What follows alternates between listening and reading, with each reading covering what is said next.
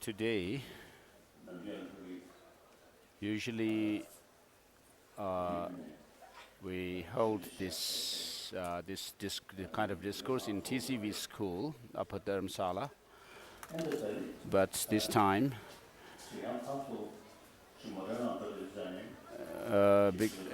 when I have to travel back and forth, 20-30 minutes just pass by on the road, and I find it a waste of time. The most important thing is, I thought, if we could have the discourse here at Tibetan Temple, then the local people also would have it would be easier for them to, and also elderly people, to gather here, to come.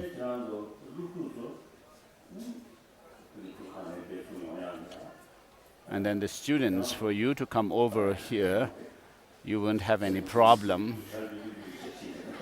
You can come here playing on the road and running and joyfully come here. So this is the reason why I have asked to have this discourse at the temple. And regarding the debate, it has been presented, going on since many years. The students also debate. This is something kind of a new innovation.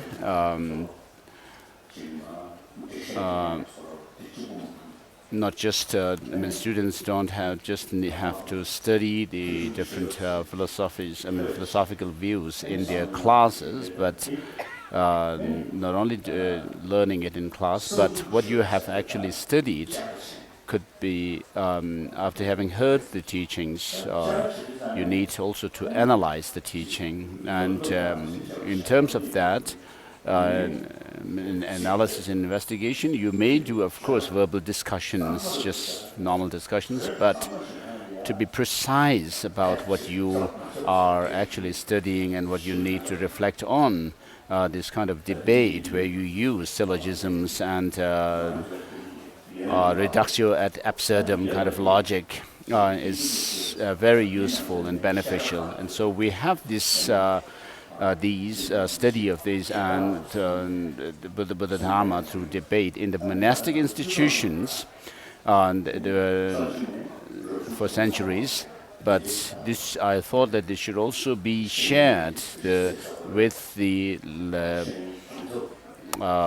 general public, so that they could also use it to study other subjects as well. So that this tradition doesn't remain only within the confines of the monastic institutions.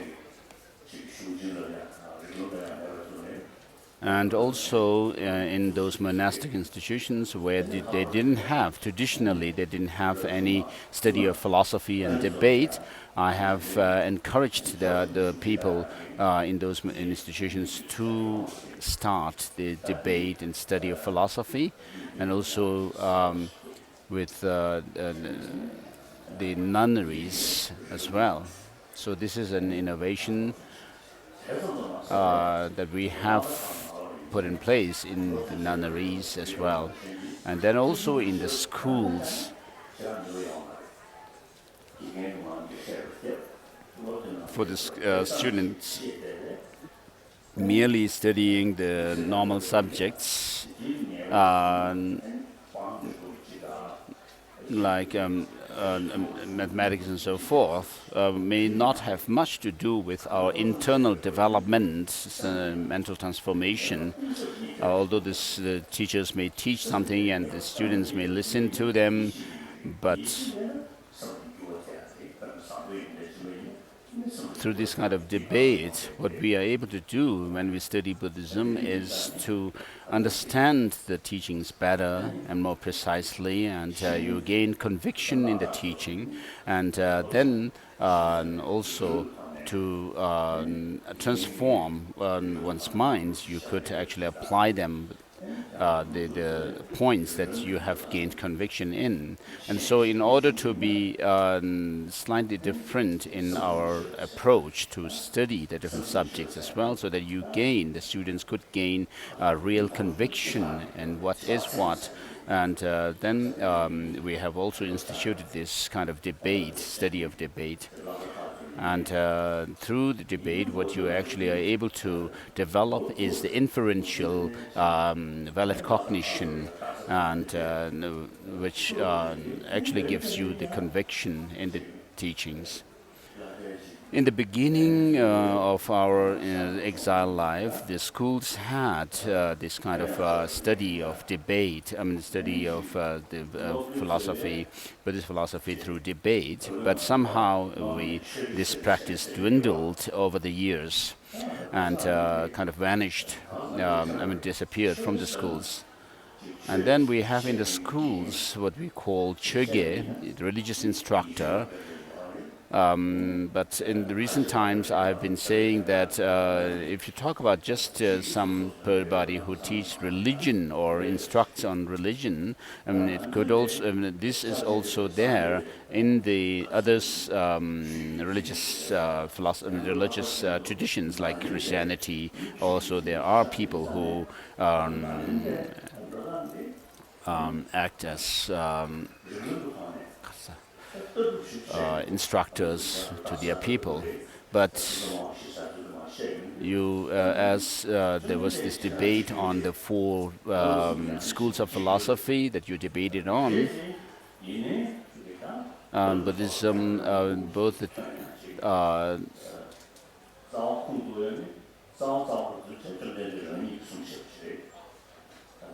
so all these philosophical schools, of course, the philosophies of these schools were taught by the Buddha, but with regards to studying these philosophies through debate and reasoning, using logic and reasoning, it is, of course, taught by the Buddha, but basically, mainly, this became the part of the Nalanda tradition.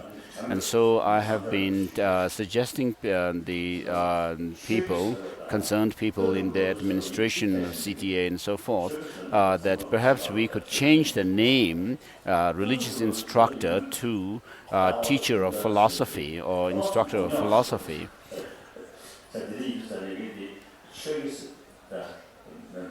So using the term religious instructor could sometimes be quite ambiguous or problematic, and using the title philosophy teacher could be more effective, so that the students, of course, you do study philosophy through debate, which really helps in your understanding. And we as human beings have a very special brain, and this intellect and the intelligence that we have. With this, we can actually investigate into how things are. So we could have lots of the thought processes going on, very active thoughts and ideas growing in our mind.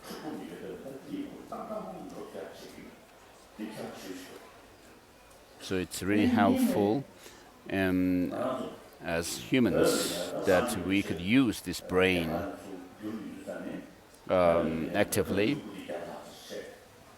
And we have in Tibetan translation 100 plus volumes of the words of the Buddha, and over 220 volumes of the exegetical texts written by Indian masters.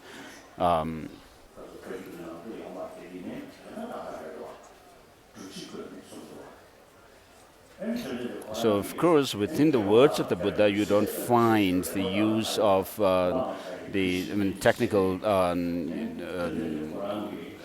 technical use of syllogisms or perhaps the reductio ad absurdum logics, but explicitly. But the content of those are in there. And the Buddha himself has said, "Oh, monks and scholars, just as gold is tested by rubbing, cutting, and burning, likewise you should examine my teaching and then accept it when the teachings don't go against the." And so accordingly, and not because you have devotion in me. And so just as the Buddha himself has said so, what we need to do is to check his teachings and not take them with blind faith. So most of the other religious traditions in Buddhism, in the world, are not like that. So this is unique to Buddhism, where the Buddha has said that of all the religious founders of religious traditions, it is only the Buddha who has said that his students and disciples must check his teaching rather than taking them on blind faith. And therefore, we have Indian masters such as Dignaga and Dharmakirti and so forth, who have written texts on logic and epistemology.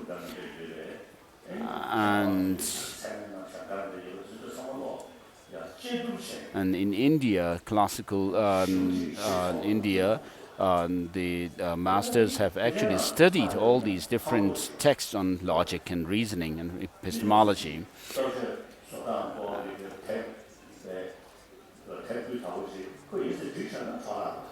So if you have, what we should do is we have these materials with us, and we have to be able to use that. And for example, if you have a very good book on cooking, and you just leave it on the shelf, it will not serve the purpose. So you should actually use that book and learn how to cook, prepare the different cuisines, and then it will serve its purpose. So likewise, it is the same with these different treatises to use. Otherwise, it's the text. Otherwise, they are a waste. It's a waste to leave it on the altar. And similarly, we have this our own language. These texts in our own language.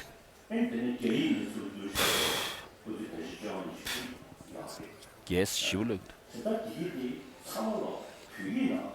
And so the Indian classical texts have been translated into Tibetan, whether they come from Pali or Sanskrit, and maybe also Chinese. We have these texts in our own language, and we can study the books in our own language. Not only that, regarding the books on epistemology and logic, the complete collection of these texts written by Indian masters such as Dignaga, Dharmakirti, Shantarakshita and so forth, are not even in Chinese, but only in Tibetan translation. So by using a profound logic, we have this tradition of actually establishing and presenting the different contents of the different texts through logic. The profound logic is with us, and this is something we can actually show off to others. And we need also to use what we have, this treasure, or the. And another reason is that in Tibet, the snow land, since the times of the King Trisung Detsen, Master Padmasambhava and Abbot Shantarakshita, and so forth,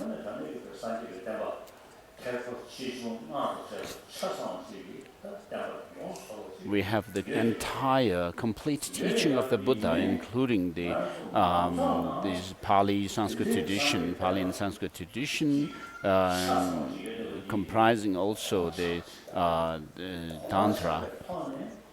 And so we need to understand these texts and practice them. So this was lacking amongst the general public in Tibet, but mostly amongst the monastics, and more particularly the monks and not even nuns. And amongst the nuns, those who have been through the monastic learning institutions in the learning centers, they actually pursue the study of these great treatises. And so we don't need to rely on other language. So we don't need to resort to another language, and we don't have to resort to another language and just begin the translation of these texts. We already have them in our own language. So whether it's the language, from the point of view of the language, or the Tibetan intellect, it is something that we can actually be proud of. So this needs to be known by the general public as well. But whether you become a religious practitioner or not, it's up to you. You have the choice. Whether you object to religion or not is up to you. You have the independence. Since we have this very good, an excellent teaching of that Buddhism, if we could actually make ourselves, equip ourselves with this knowledge and through understanding, not just by blind faith, but through understanding by using reason and logic. So this would be more effective rather than blind faith. And so, in order for the general public to pursue the study of Buddhism, as we say, there are 6 million Tibetans. If all the 6 million Tibetans could pursue the study of the Dharma, whether extensively or not, but we could actually feel proud of ourselves as followers of the Dharma, and it won't be like a hollow and something that is hollow inside but looks beautiful from outside. So do you agree with me? Or would you say, yes, but? I agree, but. So the children are saying they agree with His Holiness. And so if that is the case, so the purpose of your learning, the debate through logic, is to this rich Buddhist heritage that we have, which is very this pure tradition. If we could preserve it well, and it would be very good. And then we are in the modern times, so new 21st century, and which means there is lots of material development and progress through science and technology. And at such a time, today, sometimes it seems that there are people who only are focused on mere faith in their religion. But because of that, from amongst the younger generation, there is less and less people who actually keep faith in their tradition, religious tradition. So I have friends who tell me these are happening. And so there is some problem. And therefore, if Buddhism were also to merely based on faith, then this could happen with us as well. But if you could actually understand Buddhism through logic and reasoning, then even from amongst the scientists who have no faith in religion as such, but they take interest in Buddhist philosophy. We are not talking about past and future lives or the Four Noble Truths and so forth, but regarding the two truths, which basically talks about or refers to, shows us how things actually are, and then that there is also the apparent reality that appears to us. And so scientists take interest. So it's been over 30 years since I have had I have this discussions with scientists, and the world in general has become a world where there's which called where there's lack of moral principles. And then sadly, even religion, which is meant for making better people, for happiness and so forth, becomes, there's a risk of these also becoming a tool for causing suffering to others, causing bloodshed.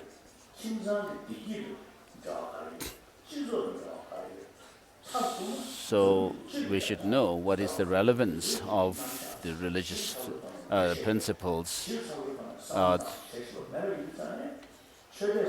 it is relevant to oneself as an individual, how it is relevant to one's family, community, the world at large.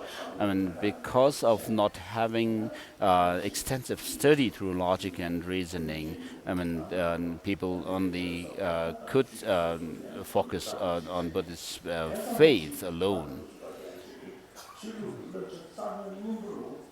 So the fundamental or the essential message of the religious traditions is to serve others, altruism, whether it's Christianity or Islam and so forth. Of course, there are very good practitioners in all these religious traditions.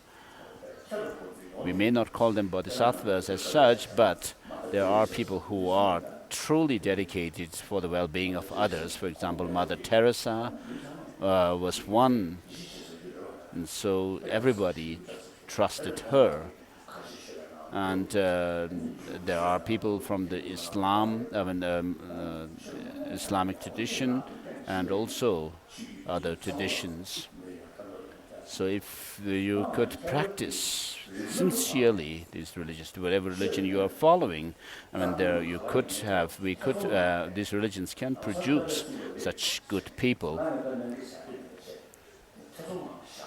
So with regard to Buddhism, what is required is not just belief in what you are told or taught, saying that, oh, this I must believe in this because the Lama said so, has taught me this, but you should have some degree of critical skepticism.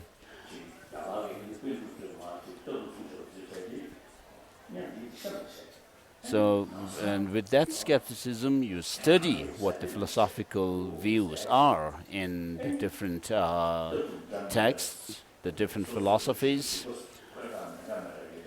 which use different reasons and logic, and how to actually face the challenges to hold on to one's own position.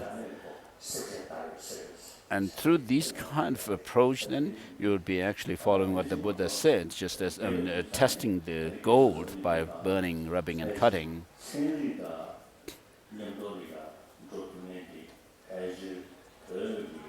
And so today, Tibetan Buddhism seems to be the only religious or spiritual tradition which is able to go hand in hand with science. So many scientists also say that they need to study and learn the different philosophical views and philosophical assertions in the text that we have for this literature. And then also there is also the view that we need also to teach the moral principles in society. They are not religious people as such, but there are people who are social workers, and so they have such a view. And then with regard to the teaching in Buddhism of about the fact that you need to have good heart, warm heart, but not just as some kind of a dogma, but why we need so should be understood. That it helps one's health, physical health, and also the society you live in. Whereas all kinds of negative thoughts and emotions are not good for one's health and also the society. And so we need to actually understand the short-term and long-term goals of the moral principles, and what are the shortcomings or for the negative emotions and so forth. So through reason, we could come to some inferential cognition and understand things, and also like scientists research into things and they find something to be true, and then they would accept according to their finding. And so it seems that we have the opportunity to contribute to the world at large from our own tradition and culture. I meet many people of different disciplines, backgrounds.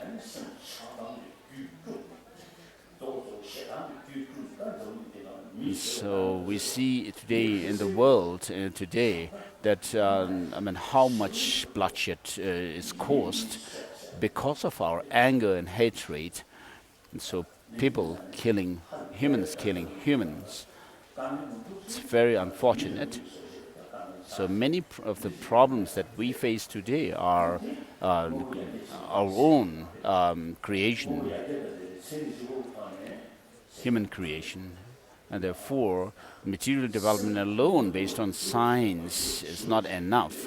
But what we need is how to overcome our negative emotions, destructive emotions, and that will not happen just through prayers to higher beings like God and so forth.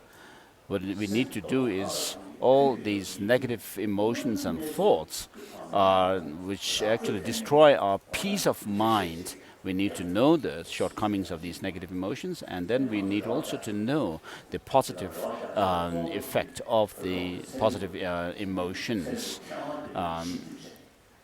So it is not that we talk about it, but even scientists find today through their experiment that the basic nature of human beings is compassionate. So I don't need to go through this in detail. So if the basic human nature is compassionate, then we have some hope.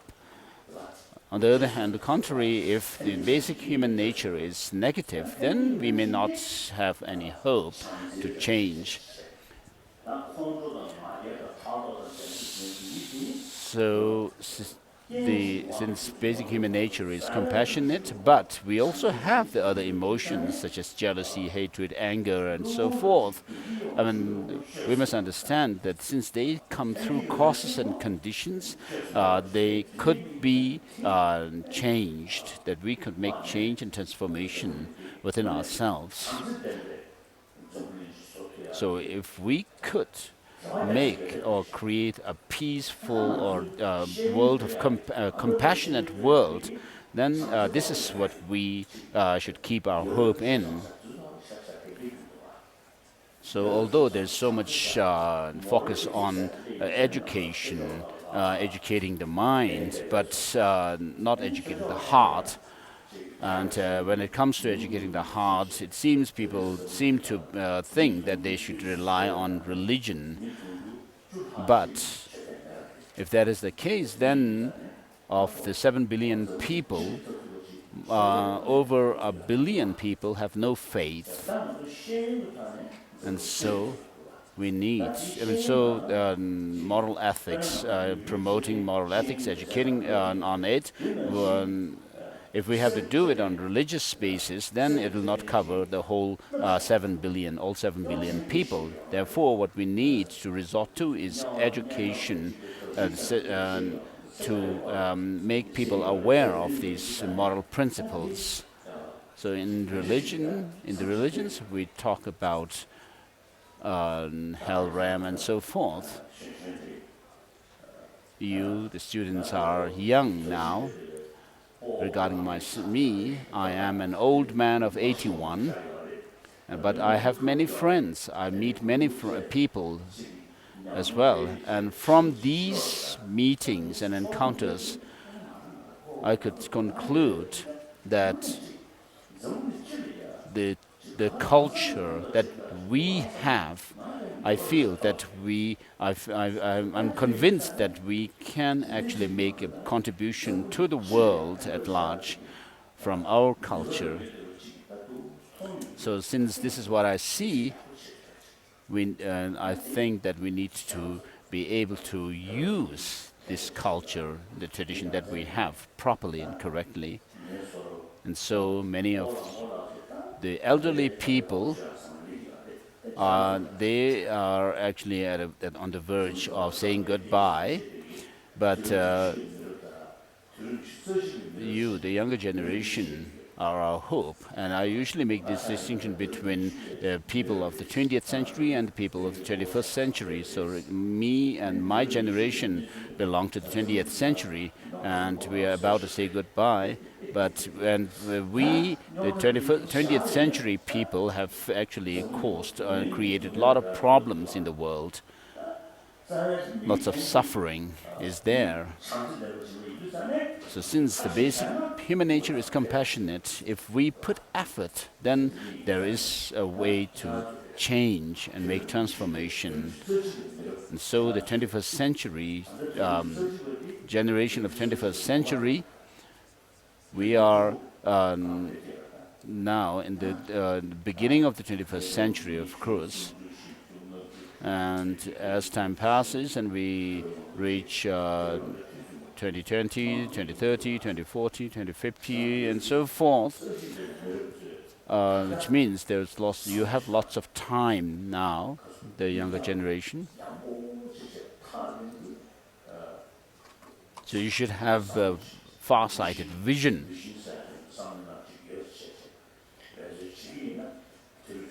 And put effort. We could see perhaps in the middle of the 21st century or the later part of the 21st century some difference and change. Maybe my generation may not be able to witness that, but in Europe, for example, the younger generation have a different thinking these days. I have listened to the BBC broadcast during the First and Second World Wars, especially the Second World War. Amongst the nations, peoples of the nations, there were this animosity amongst the people, regarding themselves as sworn enemies, but this has changed completely. And then during the First World War, hundreds of thousands of people were killed in Franco-German wars. But later on, the French president and the German chancellor met, and they came up with new ideas to change their perspective, outlook on the world.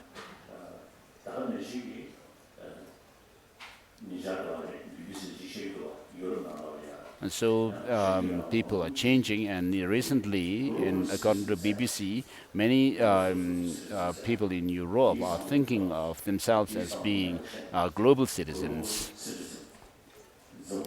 So not just thinking of being a citizen of one country or another country, but a global citizen.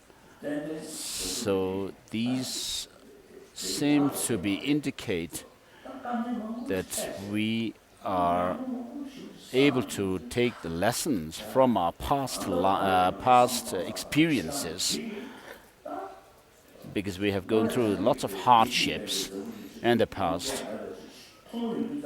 People are becoming aware that the method that we have been using so far to solve problems through weapons or arms is not right. And therefore, you should keep this in mind. As I said the other day during the Sikyong swearing-in ceremony, Tibet is known as the roof of the world, and from our from the point of view of our knowledge also, we could call we have the pinnacle of culture. And so these will be used by you, the younger generation, and not me. I'm only someone who babbles about these. So you should not think only about your own livelihood, but nor should you think only about Tibetan people as such, but you should think about the world at large. And so I wish to say this especially to the students. So please pay attention to these. So through your education, especially through the study of philosophy, through logic and reasoning, will make you, widen your scope of thought.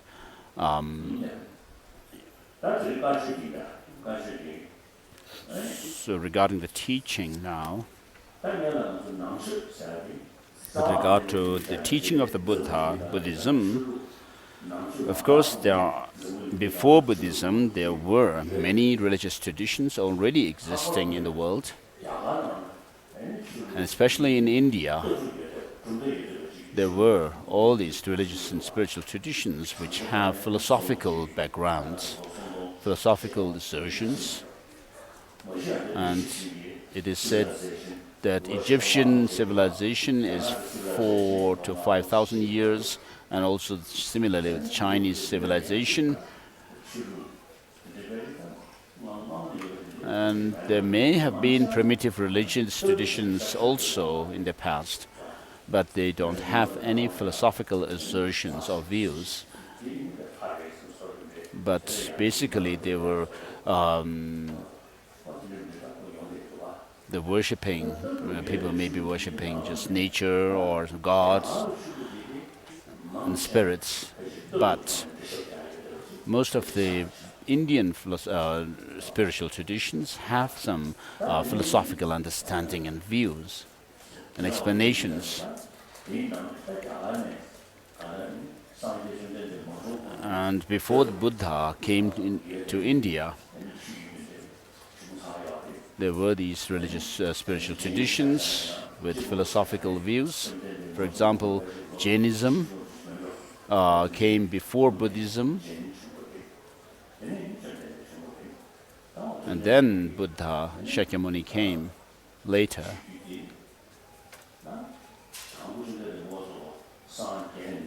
The Buddha, when he became enlightened,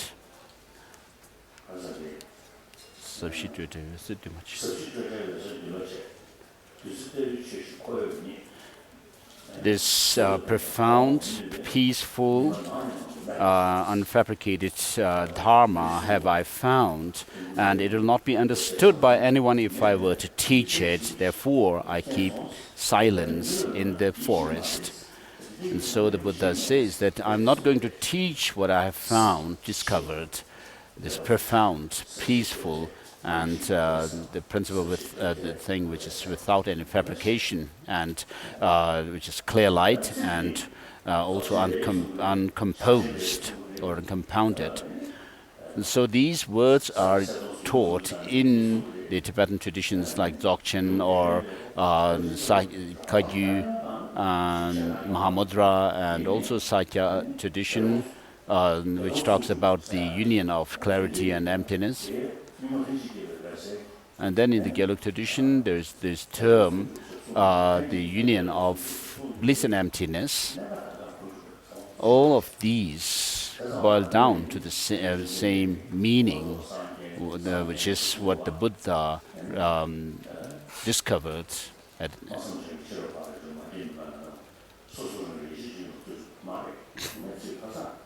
substitute.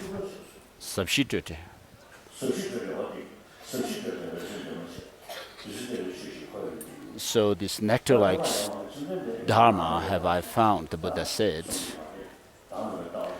And so, of course, the reason why the Buddha said that if I were to teach this to others, nobody will understand it, and therefore I keep in silence in the forest. Because what he actually understood and he actually found and discovered fully is emptiness. And therefore, it is something which is difficult for ordinary people to understand. And so the teaching of the Buddha hinges on this understanding of selflessness. In those days when the Buddha lived, nobody would actually be able to take if he were to talk about selflessness. So because the whole region, the whole country here in India believed in the theory of Atman or some independent soul, and therefore nobody would be able to believe what the Buddha would have taught them. And therefore he didn't teach. But then later, as time went on, then the first human disciples of the Buddha, before they became his disciples, they were together with the Buddha as ascetics. They were also following the practice of asceticism, and then they actually revolted, turned their back to the Buddha and left him because of certain practices that the Buddha did. But finally, after becoming enlightened, the Buddha, when the first time when the Buddha met these five disciples saw the Buddha as the Buddha was coming towards them, they had no choice but to actually get up from their seat and respect the Buddha.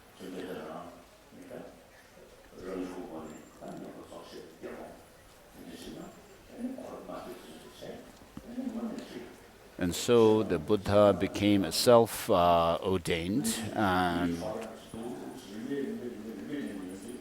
then he had these five first human disciples who were his Sangha, and then the Buddha gave the teaching at the request of the gods like Brahma, Indra, and so forth. So after the Buddha assumed the deed of becoming enlightened, even his demeanor, his physical expressions could actually appeal the general people, and therefore he gave the teaching of the teaching on the Four Noble Truths, where he said this is the truth of suffering, in the view of the Aryas, and this is the origin of suffering in the view of the Aryas, and so forth. And then, during the teaching of the Four Noble Truths, the Buddha taught that there is no substantially sufficiently existing self, and then that there is no inherently existing self.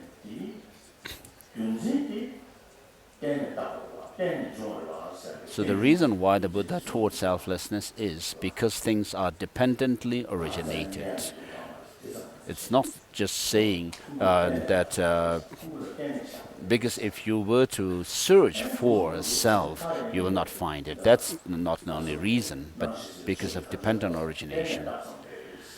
So if you were to search for the self amongst the 5 psychophysical aggregates, you will not find anything that you can point to as being the self, because it is dependently, the self or the person is dependently arisen or dependently designated.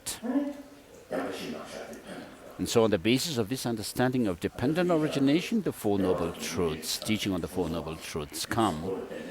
As you have already debated earlier, that if you cultivate good causes, then you will have happiness as the result, good result, and likewise, if from bad causes and conditions, you have bad results.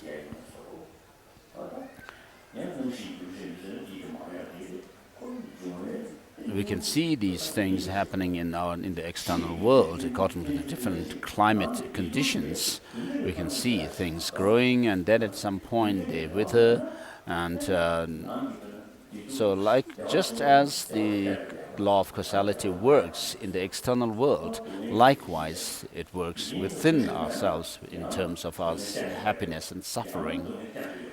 So if suffering and happiness do not have any causes and conditions that produce them, then we would have to say the logical conclusion would be that either we have suffering all the time or happiness all the time, or we don't have any of them at all.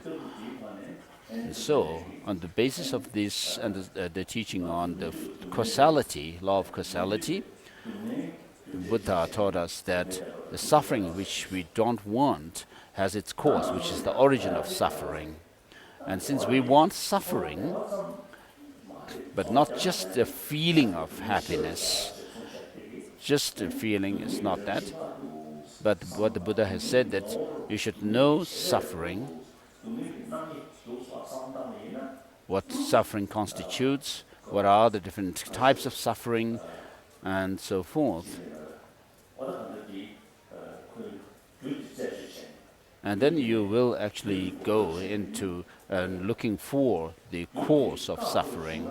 If you are able to stop that cause, then you will have lasting happiness, not just alleviating some degree of suffering or pain temporarily. And therefore, we come to the understanding of the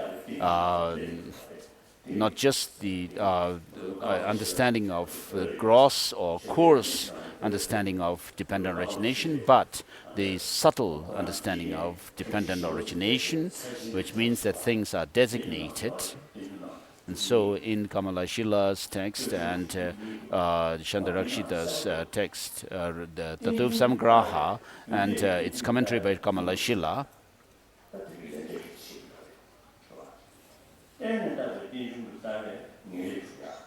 and so Kamalashila mentions in the Tatuv Samgraha Panjika, which is the commentary on the Tatuv Samgraha on the difficult points, he says that based on the understanding of law of causality, we create the causes for higher rebirth, and based on the understanding of the dependent designation, which is the subtler dependency, we actually create the causes for liberation, definite goodness.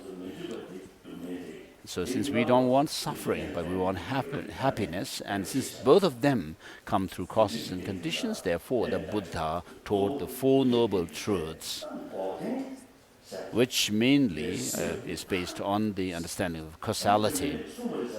And when it comes to understanding, when it comes to the point of understanding the true cessation,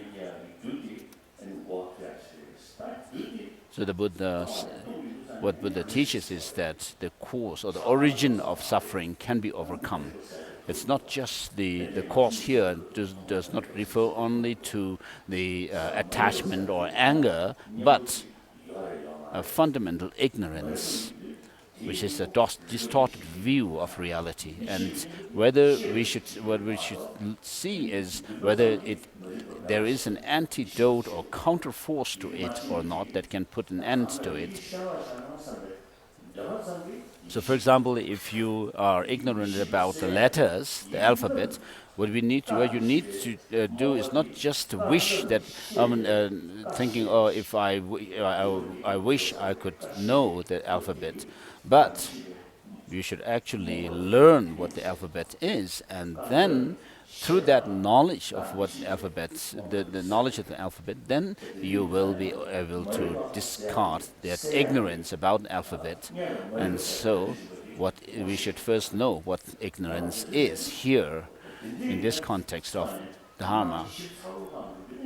So when you go into subtle distinctions of this, then ignorance, then there are different explanations, like those philosophic schools which only explain selflessness of persons and not selflessness of phenomena, whereas there are the other schools of philosophy, such as Chittamatra and Madhyamakas, which explain both the selflessnesses.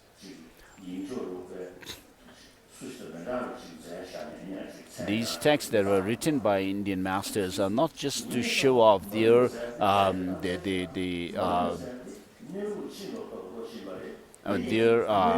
creativity or anything like that, but we are actually thinking about the reality of how things are in order to make transformation with them. And so all these different philosophical assertions, philosophical views are to counter, in order for us to be able to counter our basic ignorance.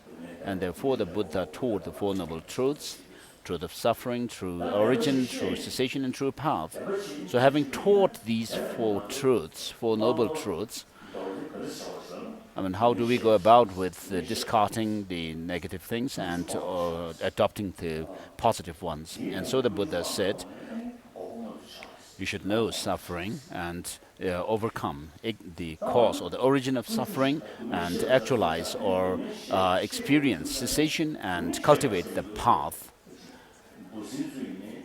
So with regard to knowing what suffering is, even animals, and down to this insects, small crawling insects and creatures, know there is suffering, because they all work for themselves to overcome certain degree of suffering. Now here, when the Buddha said, no suffering, as you already had debate on it, the three types of suffering: suffering of suffering, changeable suffering, and suffering of pervasive existential suffering. So what the Buddha is basically referring to is the third type of suffering. For that we need to give some thought to it, because even the non-Buddhist practitioners of single-pointed concentration know that the suffering of change is something unwanted even for them, and therefore they cultivate the different levels of concentration, and also the union of concentration and penetrative insight, which pertain to the worldly type of experiences still. But when the Buddha said there is no suffering, he refers to this pervasive suffering of existence, which is the psychophysical aggregates, which are the source of suffering, are the source of other types of suffering, and that they come through the contaminated causes. And so the text that we'll go through will cover these points about impermanence and suffering and so forth. Wherever you are in the three realms of existence, it is said that there is no true happiness, which means that it is referring to the pervasive existential suffering. And so this is what the Buddha refers to, the existential pervasive suffering, when he said no suffering.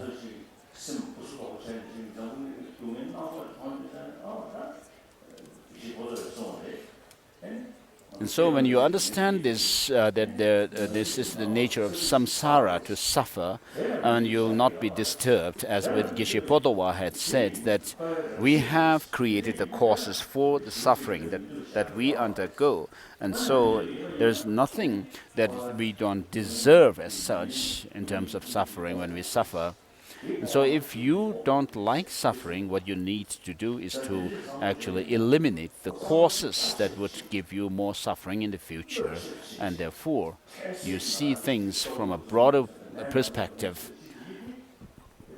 When it comes to when you come to see all the different problems in the world, you would be able to understand that this is what is the result, and this is the result of our own the causes that we have created. Sometimes people almost become unconscious, and even sometimes people go to the length of committing suicide when they find some suffering unbearable. But when you understand suffering from the point of view of this pervasive existential suffering, which is rooted in our karma and delusions, and then particularly that of the ignorance, the fundamental ignorance, which is distorted about reality, thinking that or conceiving that things have some independent absolute existence. And therefore, the Buddha said that the origin of suffering must be overcome. So karma, which impels us into samsara, which in turn, the karma comes through our negative emotions, the destructive emotions. And these two in turn are rooted in ignorance. And so due to the difference in the understanding of the reality, therefore the different philosophical schools also have different understanding and explanation of negative emotions and the ignorance. So all these different philosophical schools, the purpose of them is to be able to identify the different degrees of negative emotions that we have, and how to actually create or cultivate the antidotes to them accordingly. Because if you cultivate or develop the antidote against the coarser negative emotions, they won't serve as antidote against the subtler negative emotions, and therefore we should know that there are certain techniques or certain practices which may counter the negative emotions temporarily, and to reduce the strength of these negative emotions. For example, the meditation on love may counter our hate, anger, hatred to a certain degree, but it will not overcome hatred completely, and it will also not serve as an antidote to the fundamental ignorance as well. And therefore, we need to actually study these things and then learn through our analysis and research, and then relate these teachings within ourselves. How when we are overcome with anger, how to counter them. And for example, one of my American scientist friends has told me that when somebody becomes totally angry at somebody, the person or the thing that the person is angry at seems absolutely negative. And he is somebody who has actually done research on people with psychiatric problems. So he's not a religious or person, leave alone being a Buddhist. But this absolute negativeness in the other person whom you are angry at. 90% of it is merely your own mental projection. This is what this scientist says. And so, exactly what the Master Nagarjuna says in the fundamental treatise of the Middle Way,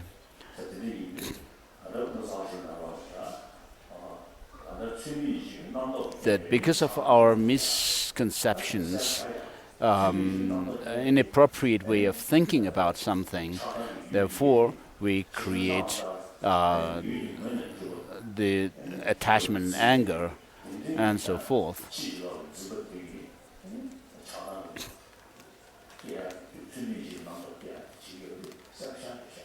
And so it's very clear that our misconceptions can cause us distorted views, can cause us attachment, anger, and these negative emotions.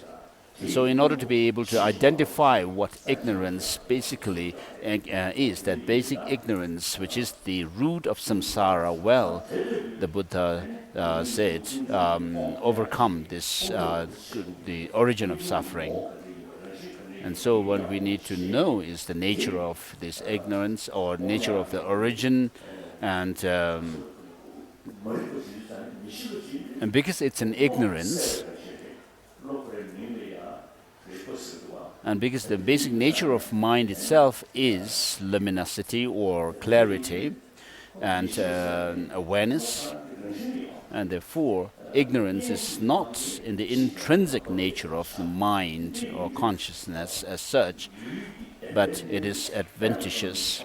When you are able to establish the reality well, first by learning, studying, and hearing on the teachings, and then contemplating on it, and then developing the actual experience or insight into reality. And therefore, the Buddha said you should actualize or develop cessation within oneself. And therefore, in order to reach that cessation, you should cultivate the path, which comprise the three trainings: training of morality, the training of concentration, and training of wisdom. And so the three trainings are a huge summary, a good summary of the, sums up the entire practice leading to that cessation. And therefore, in Burma, Thailand, Cambodia, Laos, and Sri Lanka, they follow the Theravada tradition. And then there is the Mahayana, followers of Mahayana. And to both these traditions, the teaching on the Four Noble Truths is shared teaching. And then we have the four attributes of the each of the Four Noble Truths, which make up 16 different attributes or characteristics of the Four Noble Truths. And on the basis of that, then there are the four foundations of mindfulness, and then the four exertions, 5 strengths and 5 faculties, and then the sevenfold path and the eightfold noble path, and so forth, which basically make up 37 aids to enlightenment. So all these are common to both the Theravada or these Pali and Sanskrit traditions. So when do we have the second session?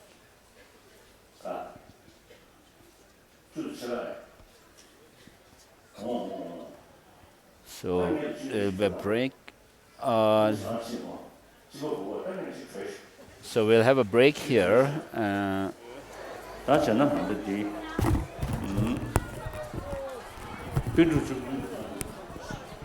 Let's say the praise to the 37 Nalanda masters.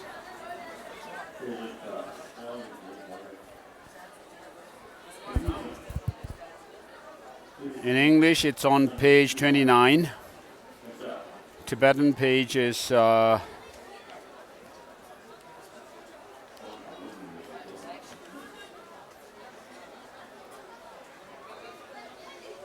page number 1. So if you have the text, please open on page 29 of this book that has been distributed. Born from great compassion, aspiring to help all beings, God of gods, you have attained the Savior's state of abandonment and realization, and you guide beings through the discourse of dependent origination. O able one, the son of speech, I bow my head to you.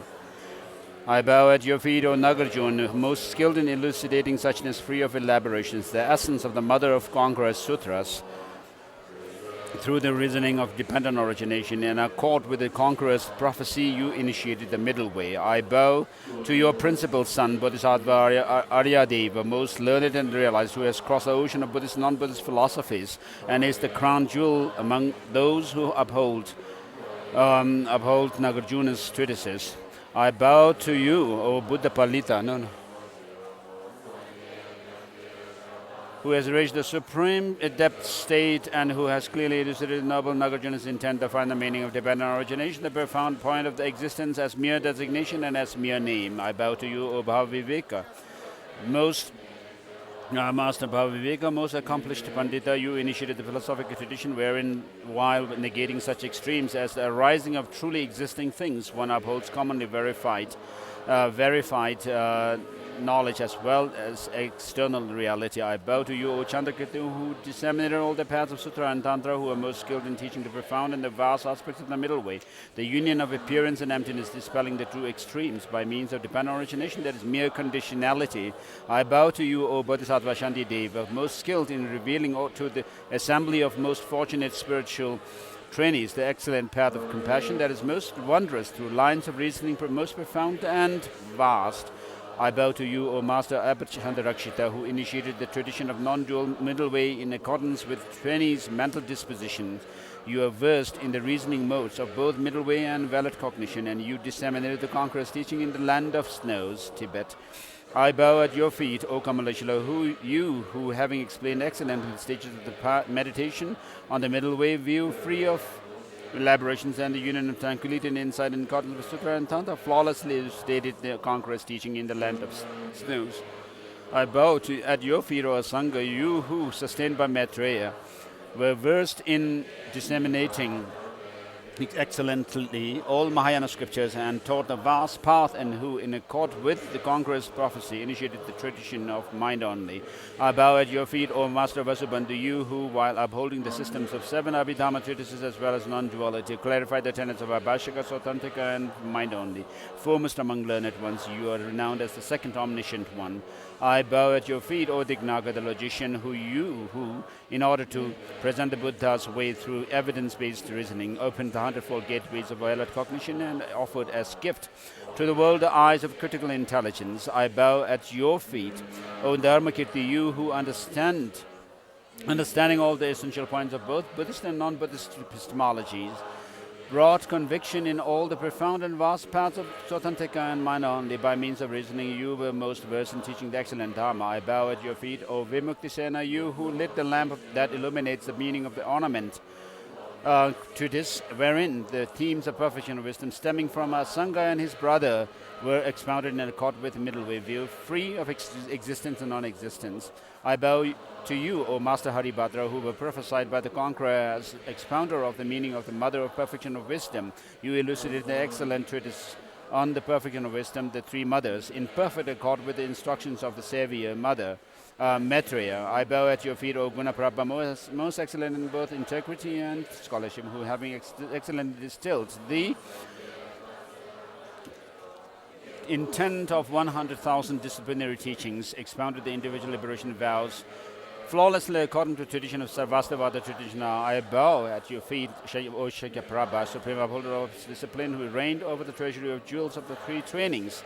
The three trainings, in order to disseminate the strenuous discipline of teachings for a long time, you excellently expounded the meaning of the vast discipline treatises. I bow to you, O Master Adisha, you who, having taught all the profound and vast traditions related to the words of the Buddha within the framework of the path of the The persons of three capacities were the most kind masters disseminating the Buddha's teaching in the land of snows. Having thus praised these most learned ornaments of the world, the excellent sources of wondrous and insightful teachings, may I, with a mind unwavering and pure, be blessed so that my mind becomes ripened and free. By understanding the two truths, the way things exist, I will ascertain how, through the four truths, we enter and exit samsara. I will make firm the faith in the three jewels that is born of valid cognition, valid reason. May I be blessed so that the root of the liberating path is firmly established within me. May I be blessed to perfect the training in renunciation and aspiration for liberation, the total pacification of suffering and its origin, as well as in an uncontrived awakening mind that is rooted in an infinite compassion that wishes to protect all sentient beings. May I be blessed so that I may easily develop conviction on all the paths pertaining to the profound points of the perfection and Vajra vehicles by engaging in steady reflection and meditation on the meaning of the treatises of the great trailblazers. May I, in life after life, obtain excellent embodiments that support the three trainings and make contribution to the teaching that equal the great trailblazers in upholding and disseminating the teaching of scripture and realization through engaging in exposition and meditative practice. May the members of all spiritual communities spend their time in learning, reflection, and meditation through the proliferation of sublime masters who shun wrong livelihood. May the great face of the earth be beautified throughout time. So when we had the first tea, we didn't say any blessing, but now we just said. So right now we just said the blessing for the tea and the bread, because we have the bread with the tea.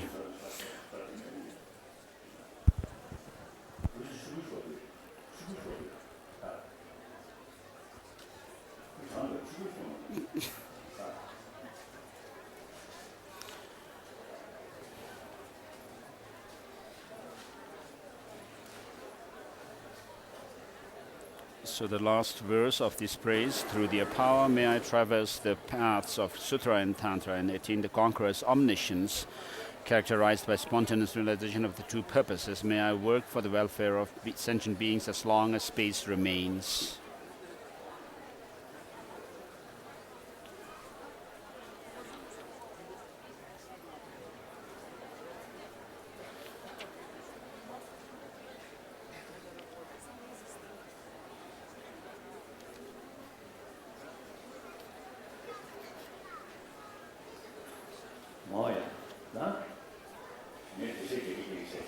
So I'll just start with the explanation. So all the religious traditions, regardless of which tradition you follow, all of them teach love, compassion, patience, or tolerance, forgiveness, self-discipline, and contentment. They have the same message with regard to these points. So I know many very good practitioners from the different traditions: Christianity, Islam, Hinduism, and so forth. So of course, the religious traditions differ in philosophical view. On the one hand, we have the theistic religions, which believe in a creator God, but the non-theistic Sankhya and school and Jainism and Buddhism are non-theistic traditions. So most of the religious traditions, apart from these three, follow theistic tradition. So their focus is keeping faith in the Creator, and they do not bother much about philosophical ideas, complicated philosophies. Whereas those non-theistic traditions, what we believe in is that we are responsible for our own experiences, good or bad. If we create good karma, you will have happiness, whereas if we create negative karma, then we'll have suffering.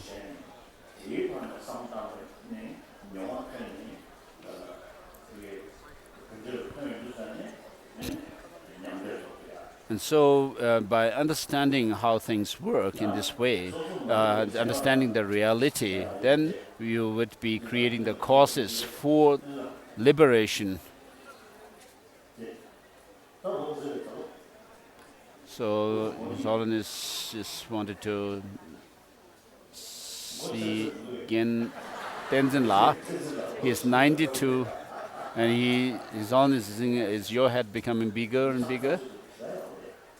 You are very tough.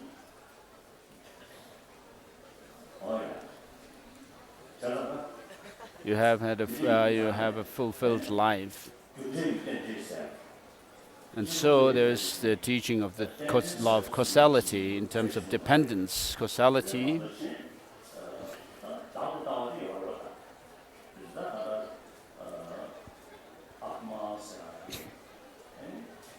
whereas Jainism does talk about causality. Jainism believes in Atman, an independent soul.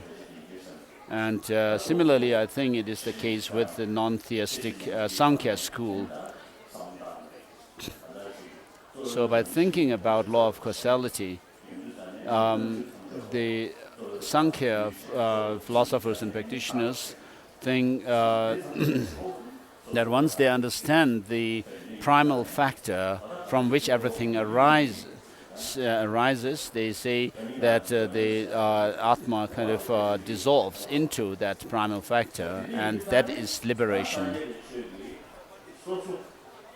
So what Buddhism teaches is that it is in your hands whether you have suffering or happiness. You have to work for your happiness and overcome your suffering. And therefore, it relates to making mental transformation, change within. And therefore, there is much to learn about the workings of the mind. So in the case of the theistic religions, they don't have to think much about how the mind works and all these elaborate explanations of mind consciousness.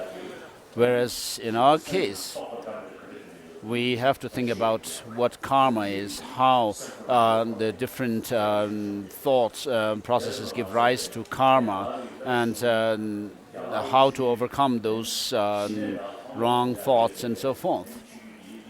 And therefore, the Indian spiritual traditions, which have the explanations about higher, developing single-pointed concentration and penetrative insight and so forth, have much explanation of mind.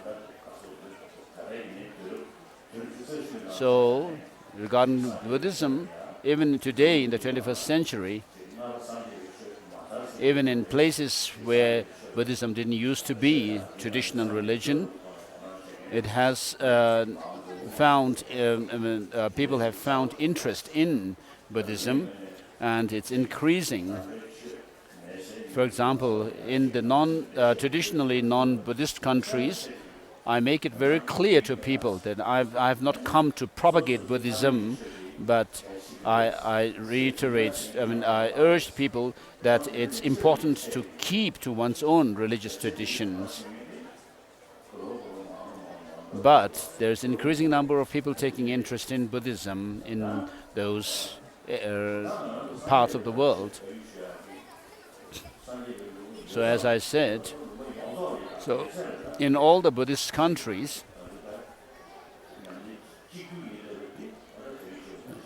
we are the follower of the same teacher. As I said, in relation to the explanation of the Four Noble Truths and the three trainings, the practice of three trainings, but I find that there is lack of, we still lack interaction amongst ourselves as Buddhists.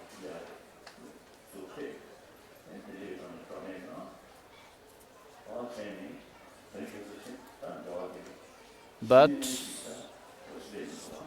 we have begun to have interaction amongst ourselves as Buddhists.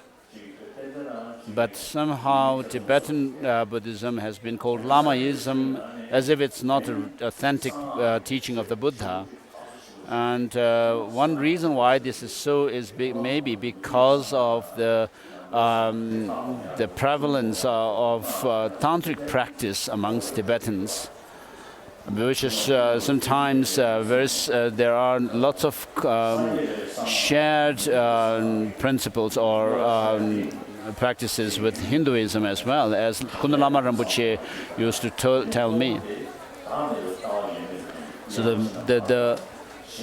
he told me that unless we are able to differentiate Buddhist Tantra from the Hindu Tantra, and there are, on the basis of understanding that of selflessness, there are very many things which are very similar in both the traditions. And when I was in Chile at one time, the organizers have put on the walls the different tankas on the walls in my room in the hotel. So I wasn't sure whether those tankas were of Hindu or Buddhist deities.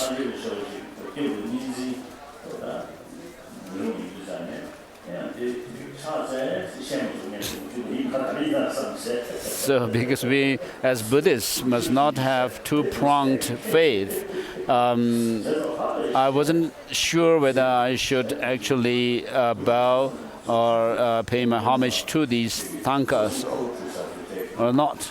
And these tankas, some of them actually depict these chakras, the 6 chakras and the 3 channels. And so these also are similar in both the Hindu and Buddhist traditions. So as followers of the same Buddha, one teacher, so it seems that we are lacking this more contact with each other, one another. So what we have common and practice is the Vinaya, the monastic code of discipline, which is very good in Thailand and Burma and so forth. And so recently, many of you have seen a group of Thai monks who came here and they started a peace march from this place to Ladakh. So they seem to be having only when they take meal, they seem to be taking meal just on one spot, sitting in one sitting.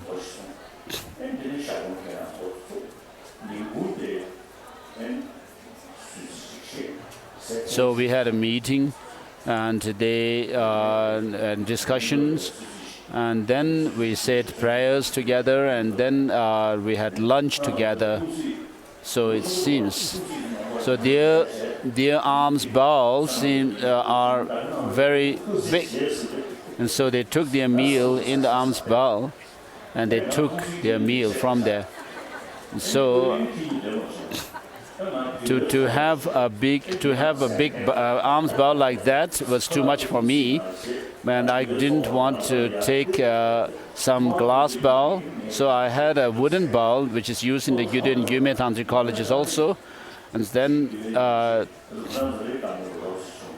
had discussions with them about the Vinaya, the monastic monks' vows regarding the 4 defeats, the 13 reminders, and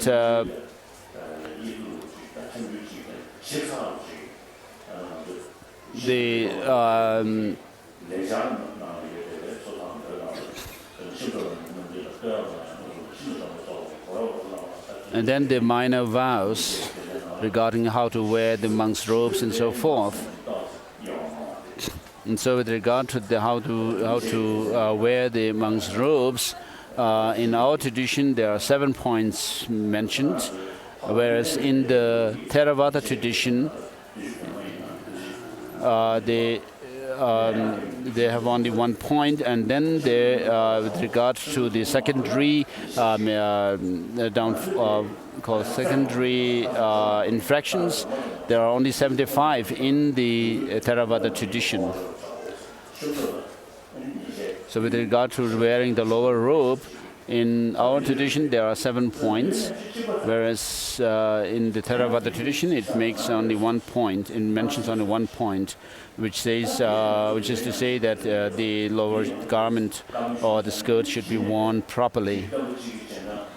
And so, with regard to these Vinaya practices, we have the same practice, and when this is understood, it really creates good rapport between ourselves and respect to each other. And when it comes to practicing or cultivating the concentration and wisdom, of course, the Theravada tradition have the focus on the 37 aids to enlightenment, such as the mindfulness, 4 foundations of mindfulness and 4 exertions and so forth. And then the Buddha turned the second wheel of Dharma in Gridakuti, the vulture's peak.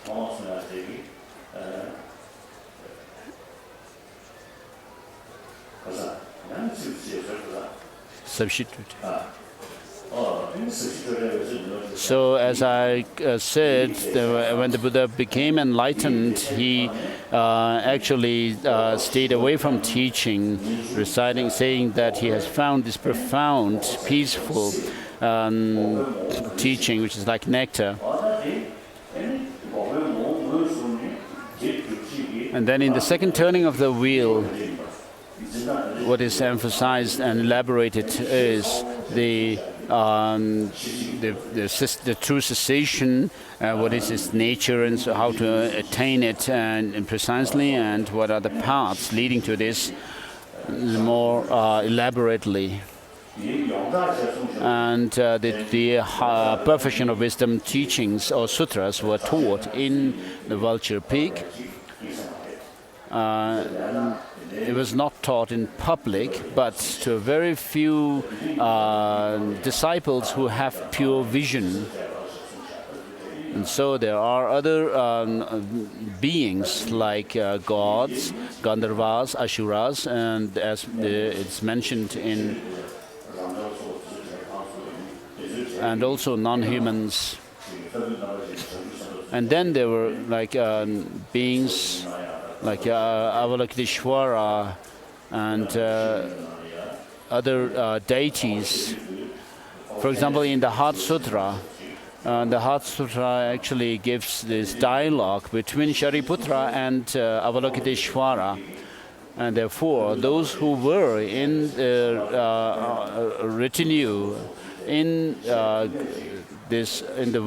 the Vulture Peak, retinue of the Buddha, they consist of these beings who are like gods and so forth. And therefore, the second turning of the wheel teachings that are part of this turning of the wheel did not become a historical record or did come into historical records. And so Bhaviveka says that very clearly.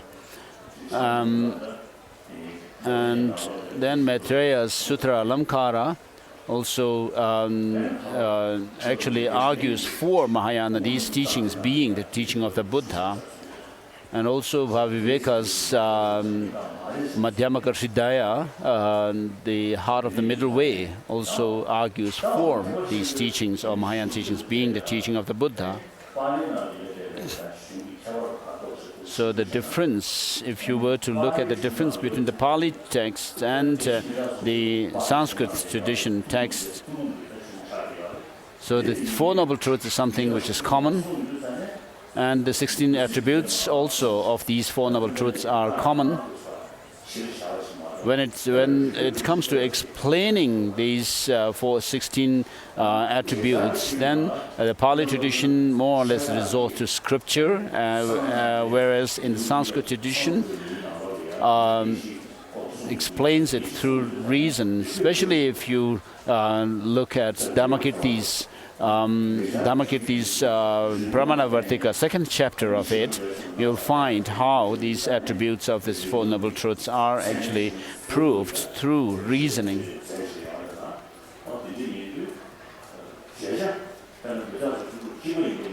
So although the 16 attributes may be the same, the subject matter may be the same with regard to this, the Sanskrit tradition, texts in the Sanskrit tradition use reasonings to prove the points of impermanence and so forth.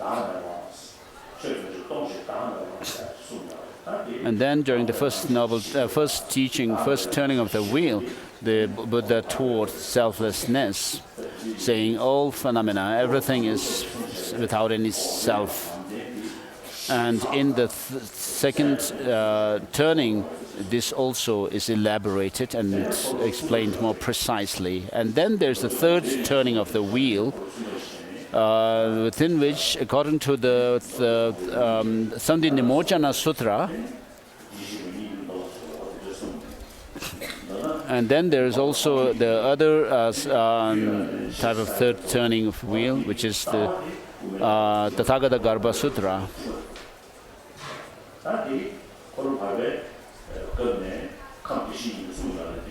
So although in the second turning of the wheel the Tathagata Garbha is taught, but it is more precisely and more explained in greater detail in the Tathagata Garbha Sutra, the essence of Tathagata.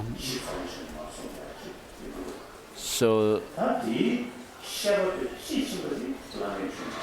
and then the explanation of the Tathagata Garbha is more precisely explained in the highest Yoga Tantra teachings.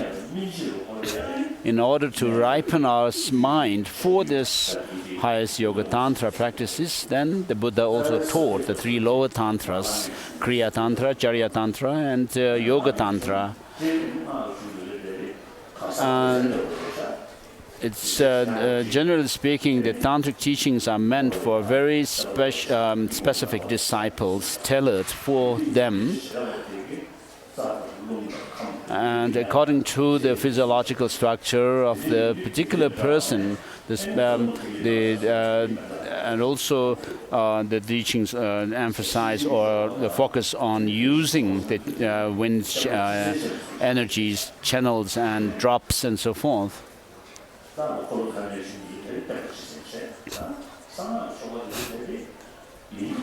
Whereas the sutra teachings are general teachings of the, Buddhism, whereas Tantra becomes very specific teachings for specific and disciples, and therefore the tantric cycle of tantric teachings, you find the transmission from one person to the next. There's this lineage that is followed. Of course, in the Sutrayana also we have the masters passing their transmission or the teachings to their disciples, and therefore we have also the transmission of these teachings from one individual to the next. And therefore, Nyengwen Sungrapa has mentioned that within the teaching of the Buddha, there are those which are called general structures of the teaching of the Buddha, and then those which are tailored particularly, specifically for very specific disciples. And so the perfection of wisdom teachings have spread also to China, and through there to Korea, Japan and Vietnam. The teachings of the perfection of wisdom sutras have spread. And then regarding Nagarjuna's texts, they are also in these countries. And then also the Maitreya's treatises seem to be there too, but seems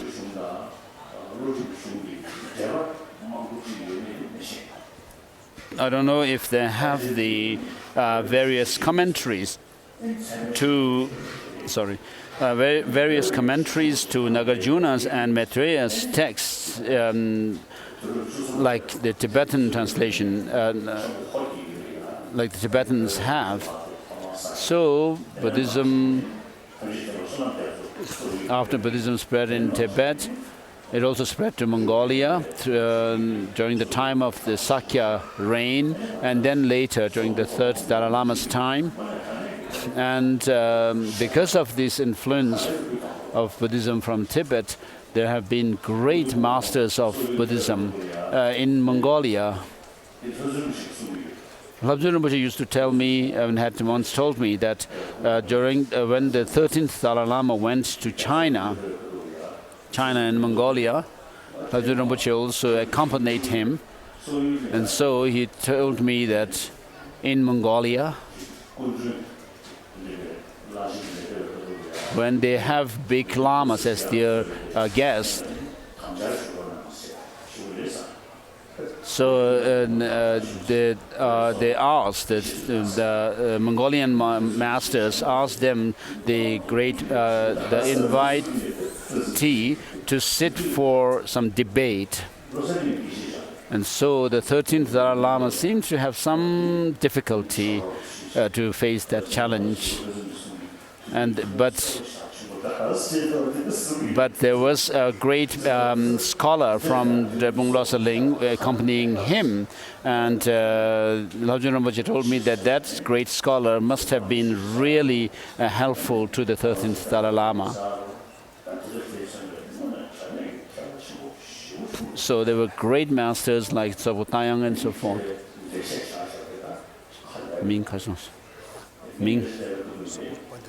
So Palden Church, Tayang and Palden Church.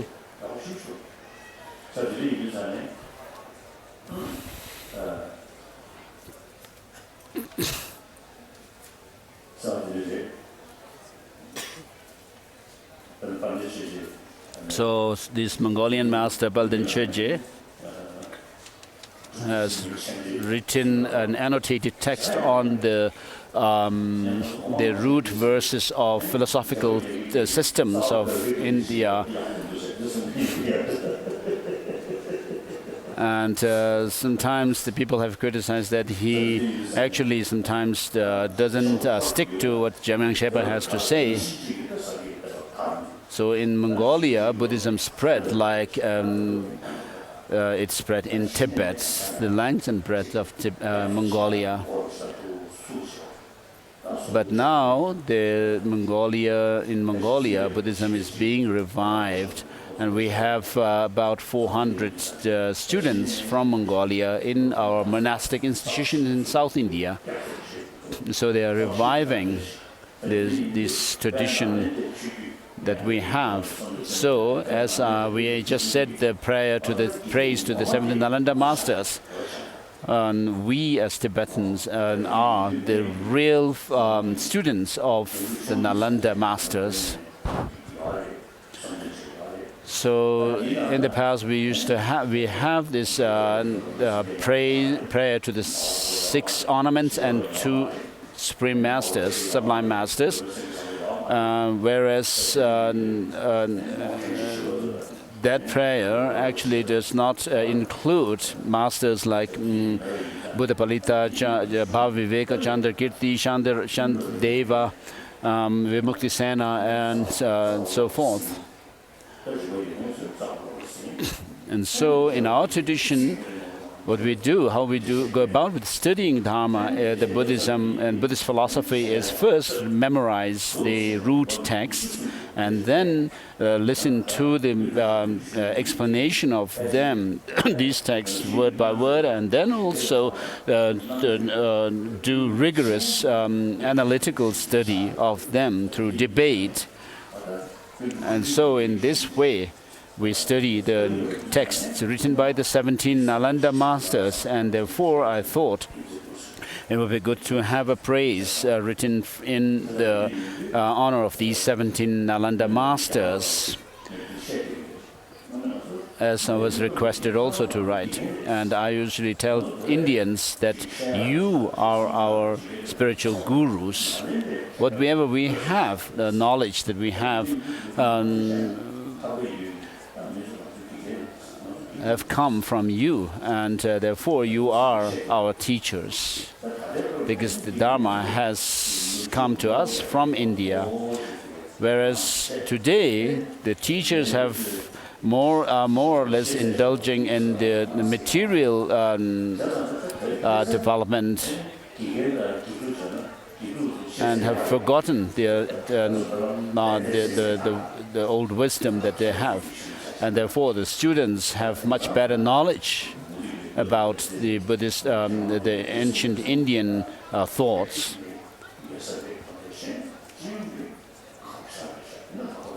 So there may be few scholars who are learned in the different philosophical school thoughts of Buddhism and so forth today in Indians, but it's very difficult to find.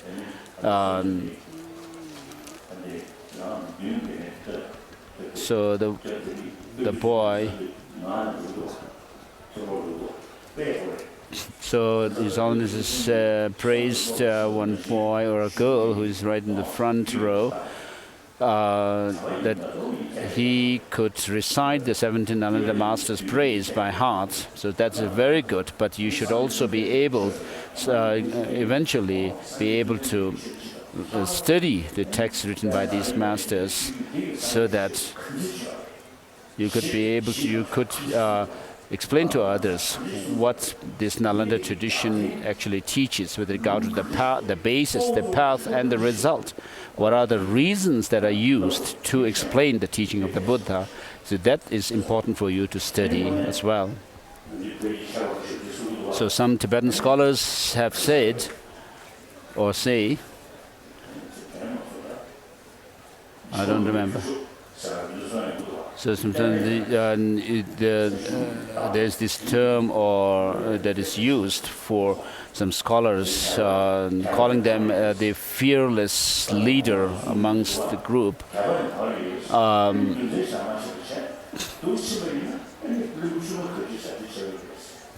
Unless we understand the teaching, we would just be following the Dharma on blind faith, which would actually, if you do that, then you could be led anywhere by anybody. Therefore, these Indian masters' treatises are very important to learn and to understand what Buddhism actually teaches.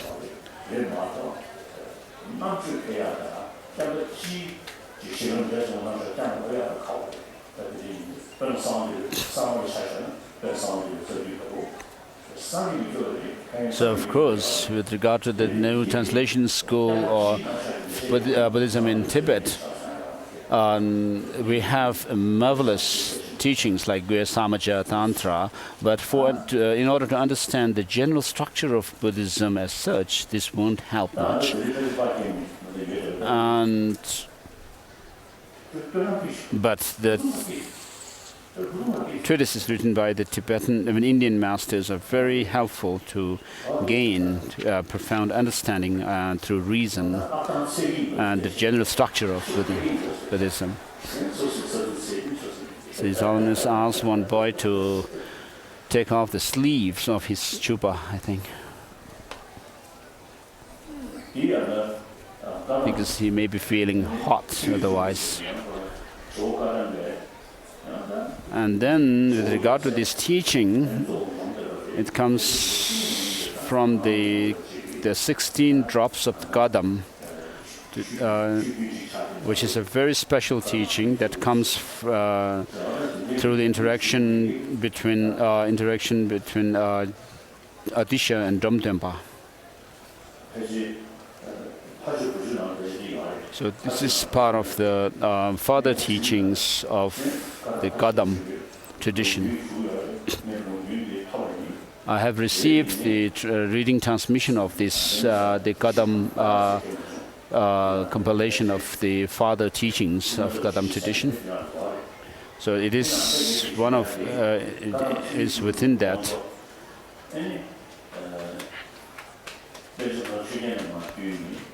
So that regarding this particular text transmission, I have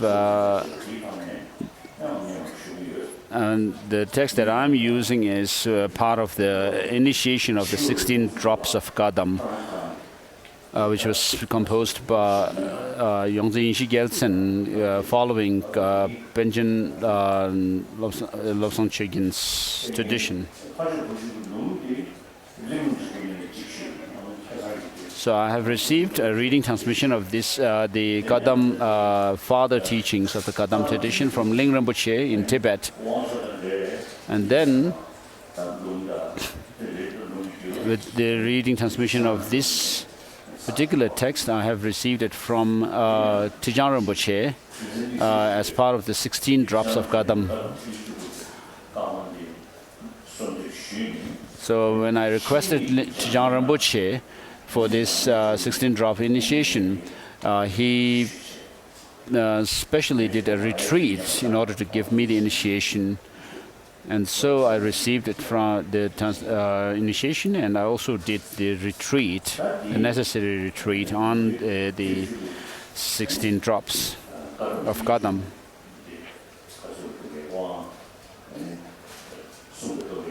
So when we do this initiation of the 16 drops of Kadam,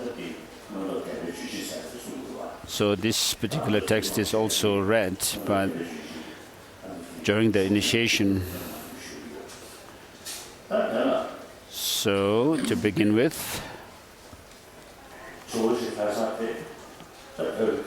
after Adisha came to Tibet and Lhasa, and in Töling, in the western upper part of Tibet, he wrote the Lamp for the Path to Enlightenment for Domthonpa, with whom he had a very special karmic connection from the past lives. And so at Yerbal Hari, when Nakso Lotsawa and Domthonpa and also Ngok Legwit Sherab from Sangpu, although he had his own monastic institution, he especially came to listen to teachings from Master Adisha and Domthonpa. And he requested George Adisha to tell the story of the past lives of Domthonpa. And then, as Adisha started telling this story, Domthonpa tried to stop him, saying, "There's no point in recounting the stories of my stories, I who am a samsaric being."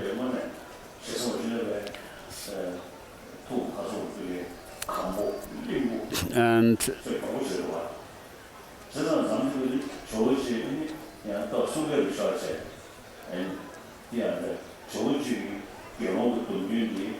so Domthonpa seems to be somebody who was quite tough, and therefore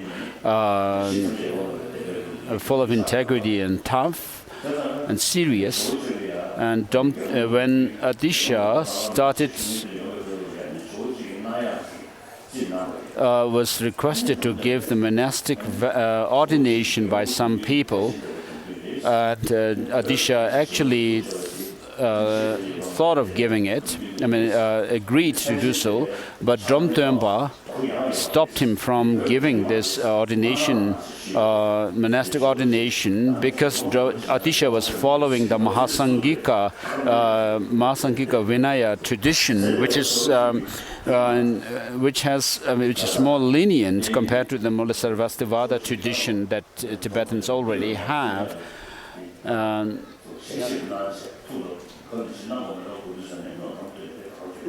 So Domthonpa actually objected to this. And regarding the story of Domthonpa, since Ngoglot Legwe Sherab Ngok requested Adisha to tell the story of Domthonpa, and Domthonpa tried to stop Adisha. Ngok actually became quite serious and said, I have left everything, my institution and everything in Sangpo that I have and behind, and come here to listen to Adisha telling or recounting your past life stories. So I'm not requesting you, Domthonpa. I am requesting George, Adisha, and so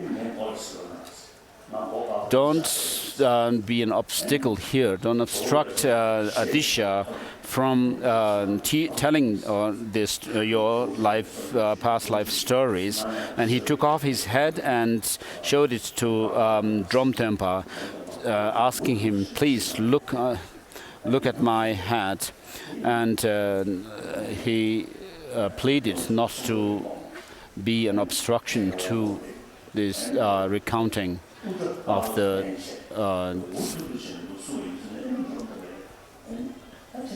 so since Ngok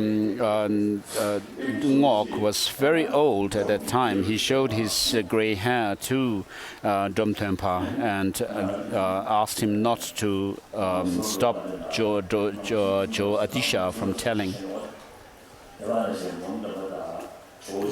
And so, in their past life, Domthonpa Adisha was Lama Tima Mepa, and Domthonpa was his disciple. And so, as it is recounted in the Kadampa father and disciples' teachings, there are many stories like that in those texts. So there were five people, including George Adisha and Ngok and Gishikama and Domthonpa. So since all of them were very highly realized beings, there was a kind of a miracle that happened at that point. And then the 16 drops of Kadam initiation actually evolved from those interactions. And they had visions of different deities, and then Aryatara said this. So there are 5 remembrances. So the text that we are going to go through touches on these 5 points. Take refuge in the Lama. Visualize yourself as deity.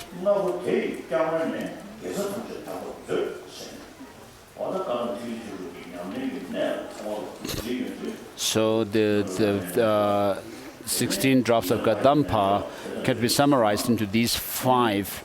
And so you have taken refuge in the master, then there's a deity, the recitation of the mantra, and cultivating bodhicitta, and the meditation on emptiness. So these 5 points.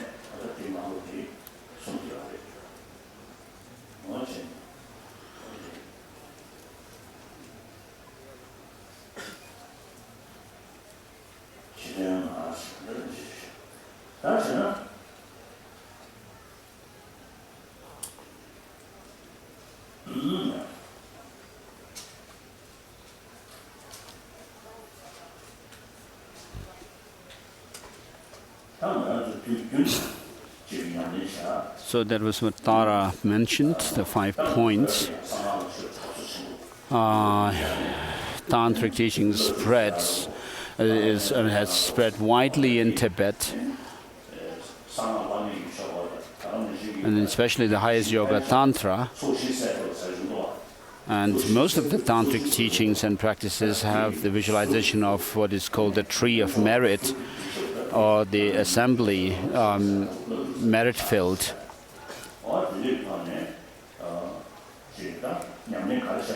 So whatever practice you do it within the parameters of purifying negativities and accumulating merit. And then there comes the 7-limb practice. And so in the merit field you have the master, and therefore you also do the practice of Guru Yoga, seeing your mind and the mind of the deities and your Lama as inseparable. And so, with bodhicitta as the foundation, imbued with bodhicitta, you meditate on emptiness, and from within that meditation on emptiness, you dissolve into emptiness, and that mind that is focused on meditation on emptiness, transforms into yourself as deity, and therefore you meditate on the unborn nature of the mind. And then you visualize yourself arising into a deity and recite the mantras.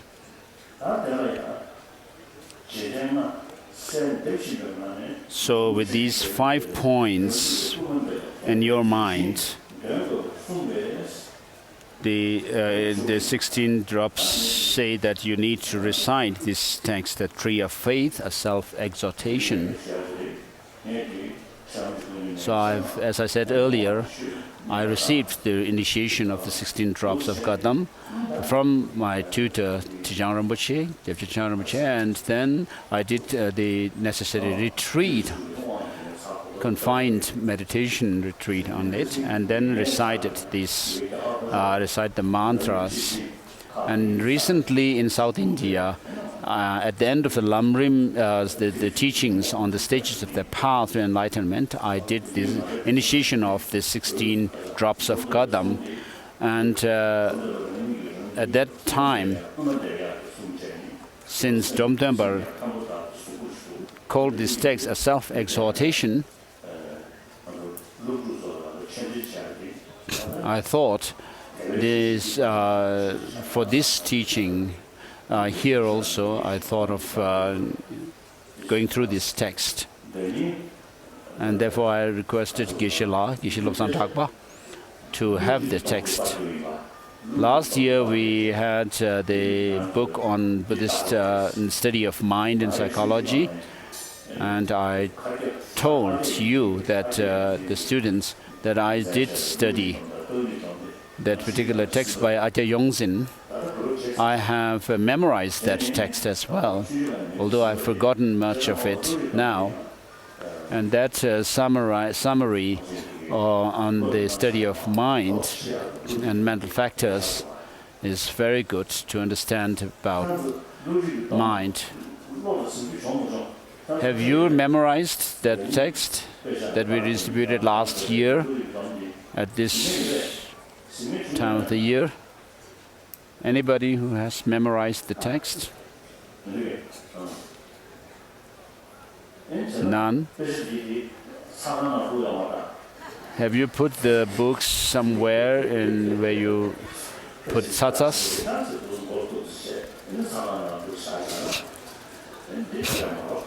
So it's no use if you do that, after thinking that it's a holy book and touching on your head and then putting it away.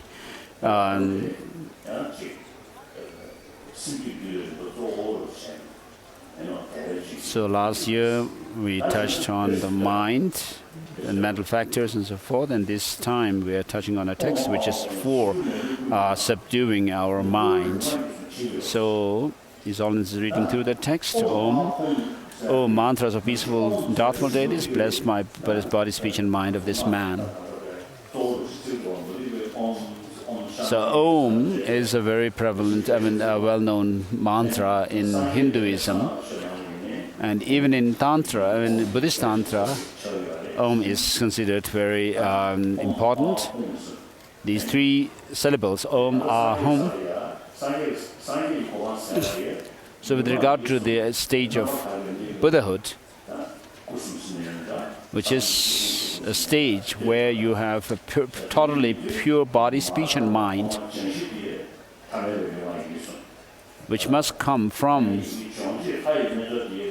the body, speech and mind that we have now, which are impure. And in order to purify these three doors, the body, speech, and mind that we have now, we go through the practice of deity yoga, where we do practice on the profound and the clarity or luminosity. And therefore, the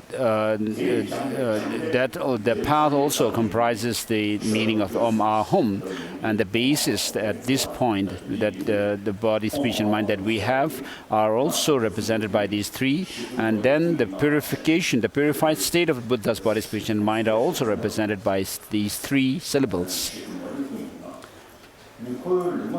Oh, the first two lines. So the man here refers to, the term man refers to Domthonpa himself. So he's recalling his own body, speech, and mind and his practices. In the exalted spiritual palace of Tushita is the embodiment of two accumulations. Lord Dipankara Shri Jana, you proclaim the joyful feast of Mahayana teachings. You are renowned as Namkatima Mepa. Akasha Vimala's praise sit upon my head as a crown, jewel.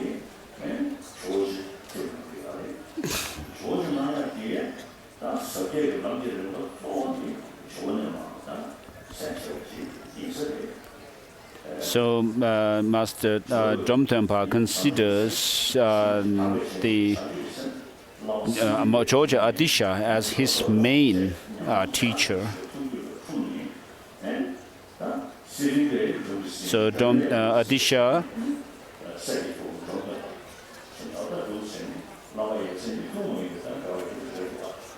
Adisha was a disciple of this master called Serlingpa. And both of them for both of them, Master Domthonpa was their heart's disciple as well. And Adisha was a follower of the Madhyamaka philosophical tradition, whereas Lama Serlingpa, his master, Savarna Dvipa, was someone who followed the mind-only school.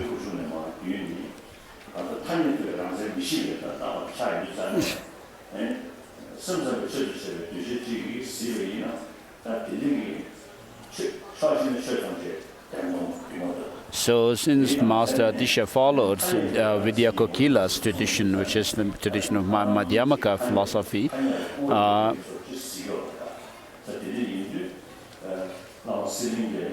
so Lama Serlingpa had said that to him, because he was Serlingpa himself was a mind-only school follower, he said that to Adisha that your philosophical view is not good.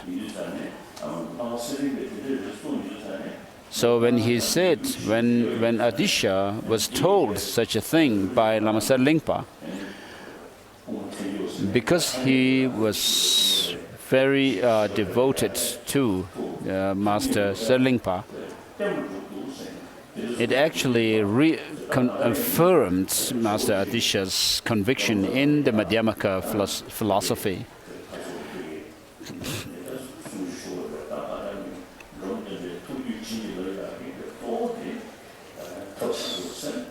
So Domthonpa was blessed by by Adisha, mainly on the basis of the teachings on bodhicitta, this altruistic intention, and the Madhyamaka tradition. Your great mother or teacher is the perfection of wisdom. Mere reflection upon its meaning eradicates the constricting ulcer of dualistic self-grasping. Pray, let the perfection of wisdom ornament my throat. So since Adisha and also Domthonpa believed or followed the Madhyamaka tradition, which does not assert any intrinsic existence,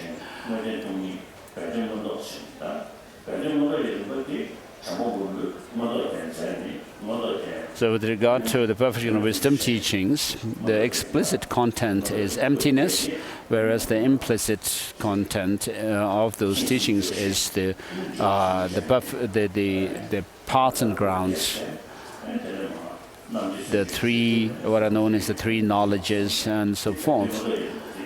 And Maitreya explicated those implicit content or subject matter of the perfection of wisdom teachings. And the explicit meaning or the content of the perfection of wisdom teachings were explicated, further explained by Master Nagarjuna, and with his through his fundamental treatise of the middle way called the Wisdom, and his followers.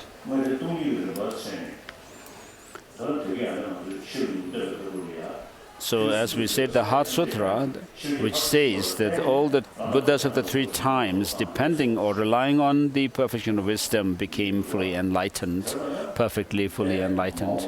And so the Buddhas of the past, future, and present,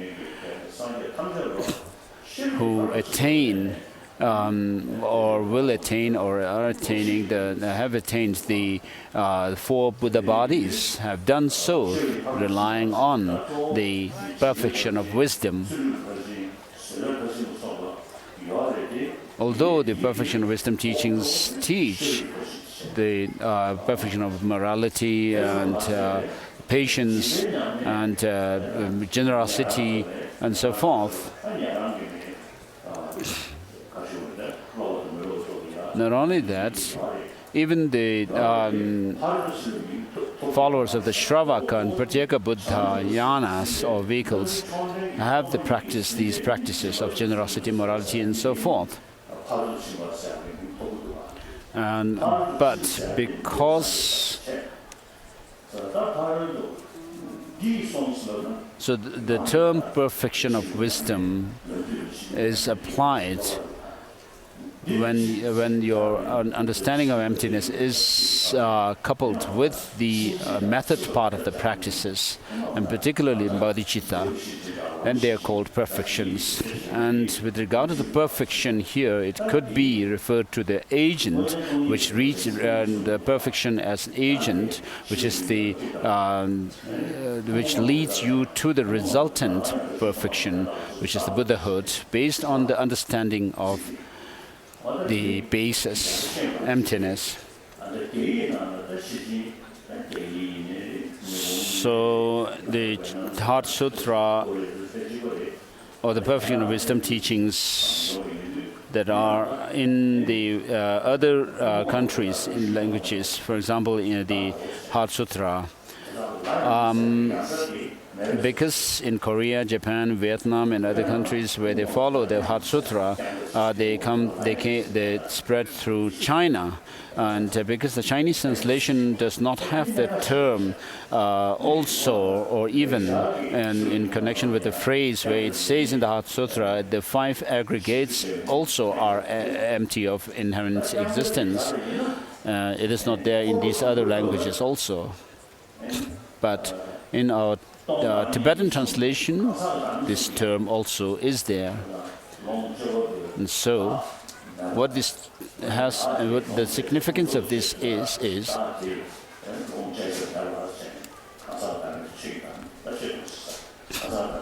as we said earlier, that there is the teaching of the selflessness of persons.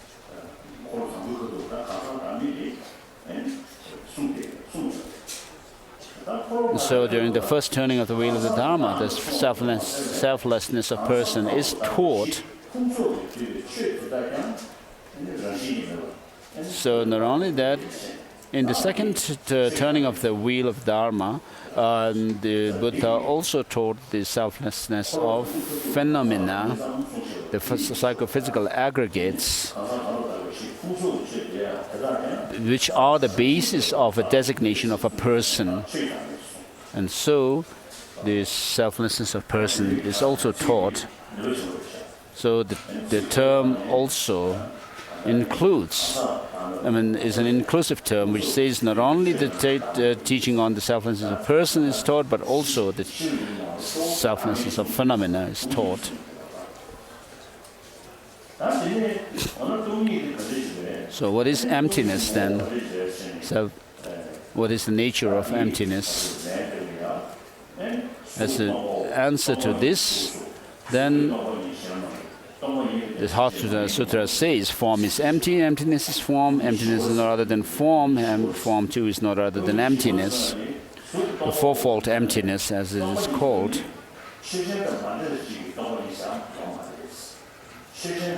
So when you talk about emptiness, it cannot be explained without actually relating to what you are establishing emptiness on. So the object on which you are, of which you talk about emptiness, has to be taken into account. So if you, for example, form is, if you look at form and try to search for the form in there, then you will not find anything, and therefore form is designated, and therefore it says form is emptiness. So the emptiness of form is established on the basis of that form, because when you search for that form, you cannot find anything but the lack of, or the absence of that intrinsic existence of the form. And therefore, since form has no self-existence, objective existence, but because it comes through causes and conditions, therefore we can see. Whereas if form were to have any inherent existence, independent existence, then it will never change. Because something that is inherent or that is independently existing cannot go through the process of change as such. It will not be dependent on other factors. And therefore, if form were not to be in the nature of emptiness, then it will not function as form and have other aspects of form. And therefore it says form is emptiness is form.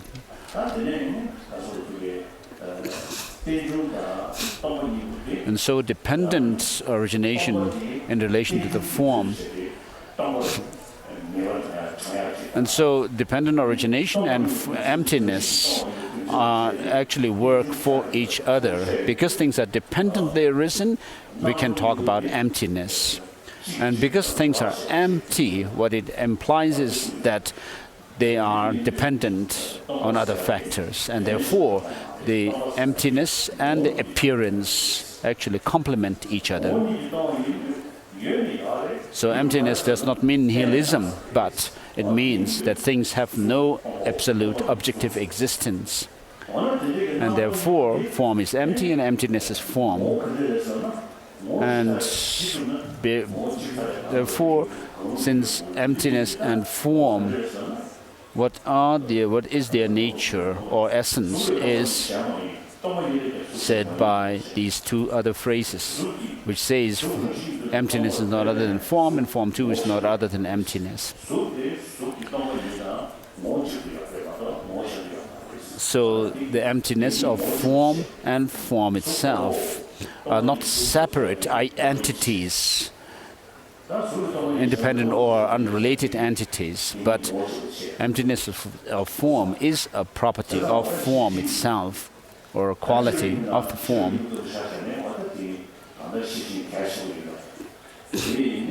So the emptiness of form and form itself are essentially of the same essence or nature, although distinct in terms of our conceptual understanding.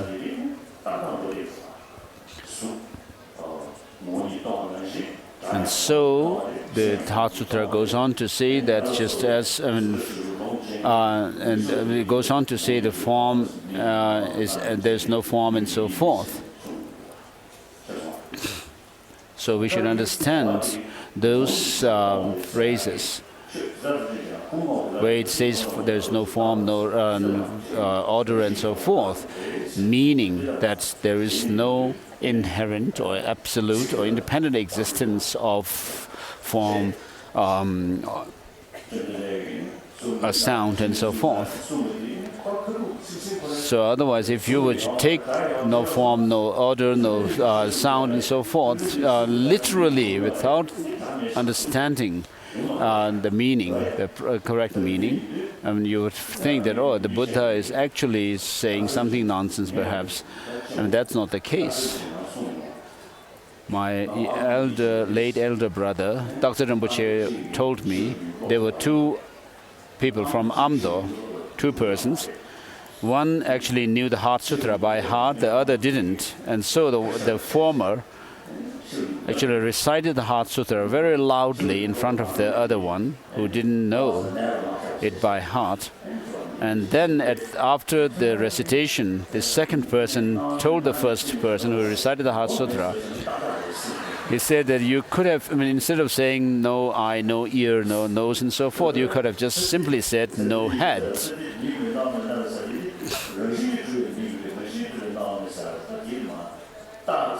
Because of his annoyance, he actually told this to person. So when you come across these terms, no eye, no ear, no nose and so forth in Heart Sutra, you should understand it within the context of what I have explained and what comes earlier in the text, that they do not have inherent existence. So once you find conviction in the fact that things have no independent existence, but you also know that they actually affect you in your life. We have sights, visual consciousness, seeing the forms, and we have hearing consciousness, hearing the sounds and so forth. And so that shows that they are not non-existent, and therefore what the conclusion is that they are merely designated and dependently designated.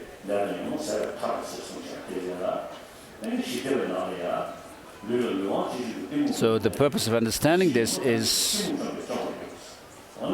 as I said earlier, and then also in this 400 verses, it says that once you have overcome ignorance, the rest of the negative emotions will be undone. And so, in order to overcome our negative emotions, which actually sees that there is no independent absolute existence in things, it will counter the grasping at some absolute existence in things. And therefore you'll overcome ignorance. And so this is the point that the Buddha makes when he says, overcome the origin of suffering. Otherwise, without any understanding, if you just focus your mind rather in some form of meditation, thinking that, oh, there's nothing to be established nor negated, and see the real as real and so forth, without real understanding of the emptiness, nothing will happen to you. And therefore, you need to develop the understanding of emptiness, and then you need to develop that understanding further and further. The experience develops further and further, and this is what is referred or shown by the Heart Sutra mantra, which says Gate, Gate. So Gate, Gate mantra says go, go. The first two gates refers to go, go, and then the third one refers to go perfectly, and go perfectly beyond. The fourth one says, and then Bodhi Swaha refers to establishing or the founding, the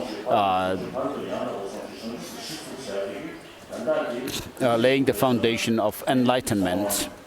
So these 5 phrases or in the mantra shows the 5-fold path, which are the path of accumulation, preparation, seeing, meditation, and normal learning. And so in the process of developing this path, we develop the purification of negativities, which mainly happens during the path of accumulation. And then the path of preparation is like a preparation to enter the path where you see emptiness directly. And then the path of seeing means you see emptiness directly. And the path of meditation refers to acquainting your mind further with this insight, direct insight into emptiness, within which, up to the 8th ground of bodhisattvas, you mainly overcome the negative emotions, and then after that, from the 8th to the 10th, you focus on overcoming the obscuration to knowledge.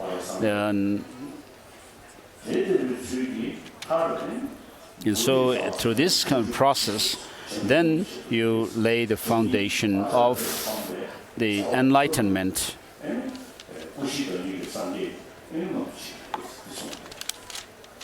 And so what you reach at the end is the Buddhahood, which is the embodiment of the 4 Buddha bodies. And so first it shows the purpose of teaching emptiness, and then it explains the higher emptiness itself and how to go about with the meditation on emptiness and develop further and further.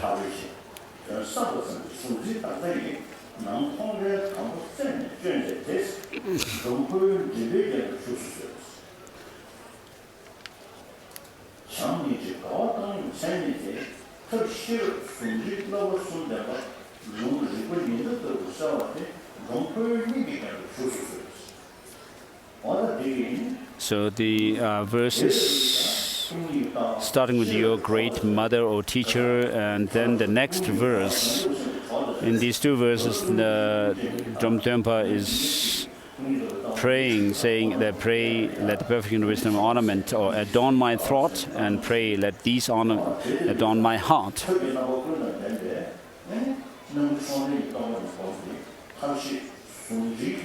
So by meditating on emptiness, which has the complete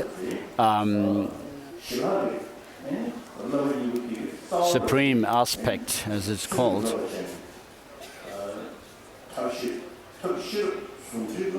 and by uniting the method and wisdom and the 3 trainings,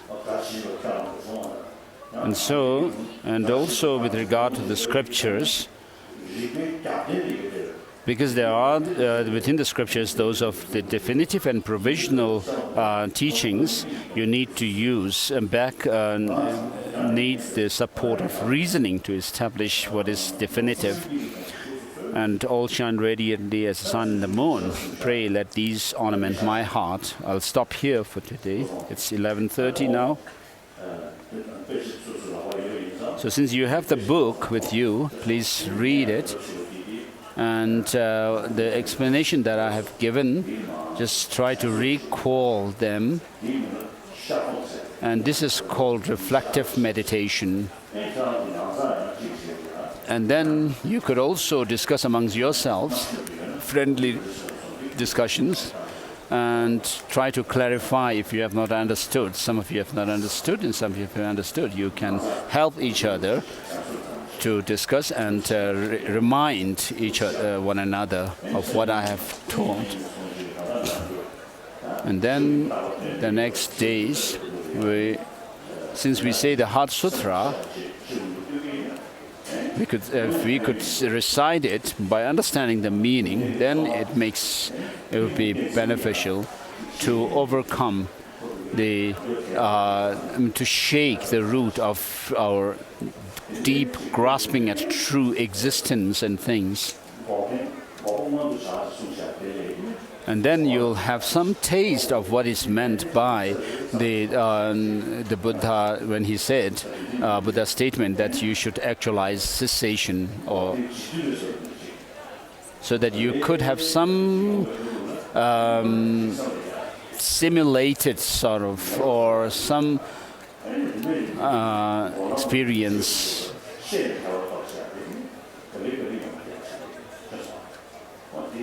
And then you'll have a real, true faith and true understanding, which comes through reason and understanding and the true cessation as well. May the jewel like bodhicitta arise in those who have not experienced it yet, and may it not decline but increase ever more in those who do not have it. There is the prayer to the prayer of the ecumenical prayer, I would say, in the text also, written by His Holiness.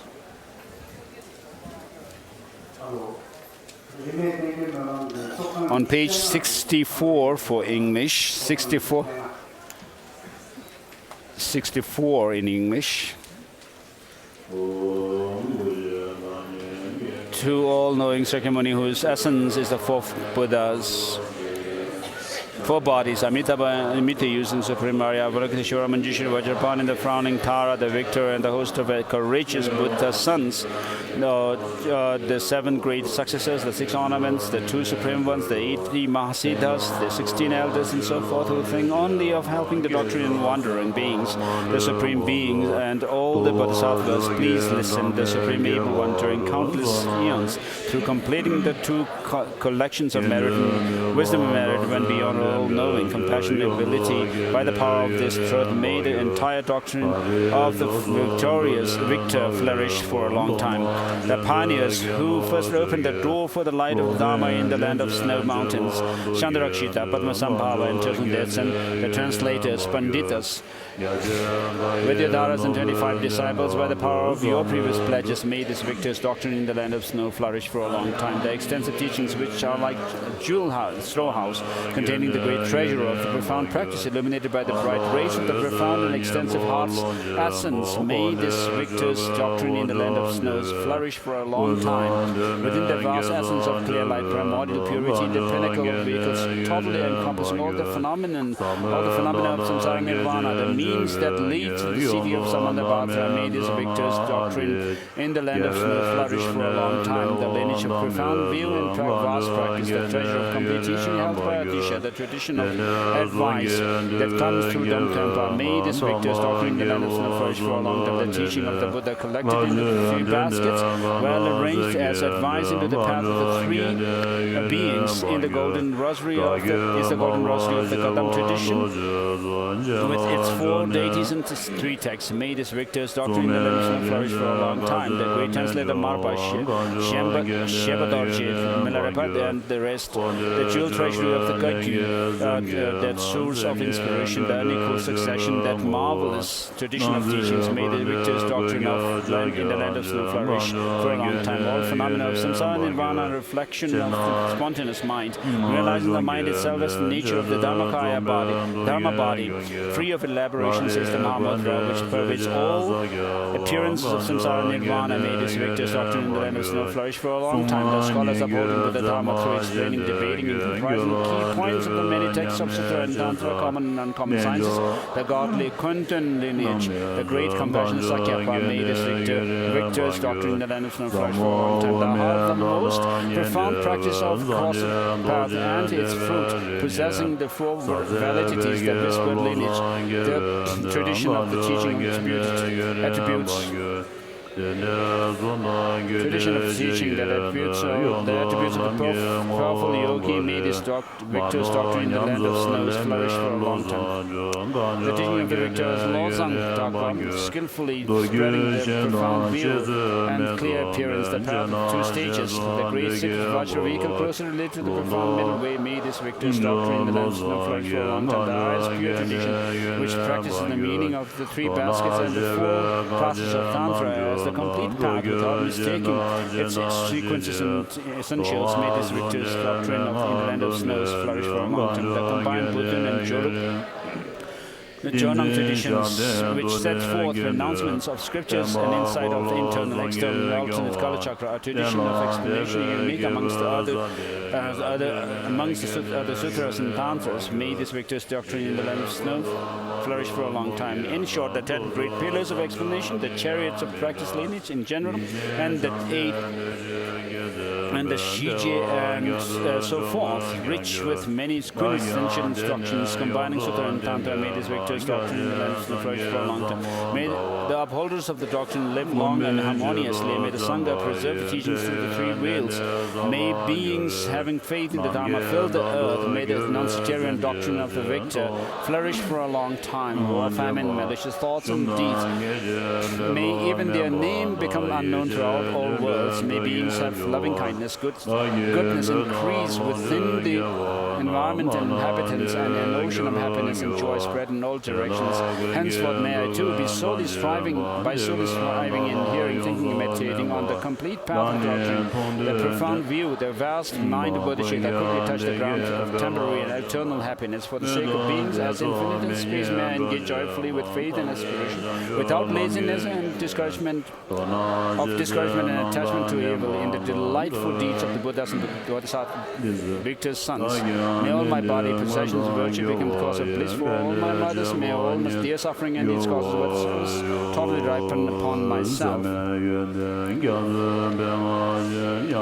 May all who see, hear, remember, and have confidence in me be subject to great joy and happiness. And even those who slander, punish, and blame or disparage me, all have the fortune to enter the path of awakening. In short, as long as space endures, as long as sufferings, wandering beings exist, so may I too remain as the sole source of help and happiness directly and indirectly.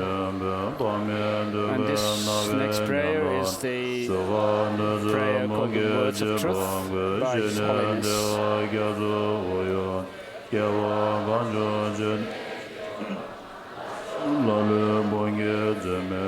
Nyingu chombe tadan cheme nyurdo chebe tuje tobo nyamo dege nyebe lanje rashi nyiho nyebe nyinje yunmisu kebe sona lando me yunto chamze zawe bela Ine nyingdo nabe debe yunto benjo rawan zambe Tunjo chese sonde kade la chebe gezan yo nyodo Tendan tenzi chase ranre le chebe le so lonje yona Kawa gyata drobe gewo na chunze gwande tuje yona Dona gombo jere sewa ge seje gewe jema kanje Yonson yachen mela ganze be tezan tindire nyoto shawat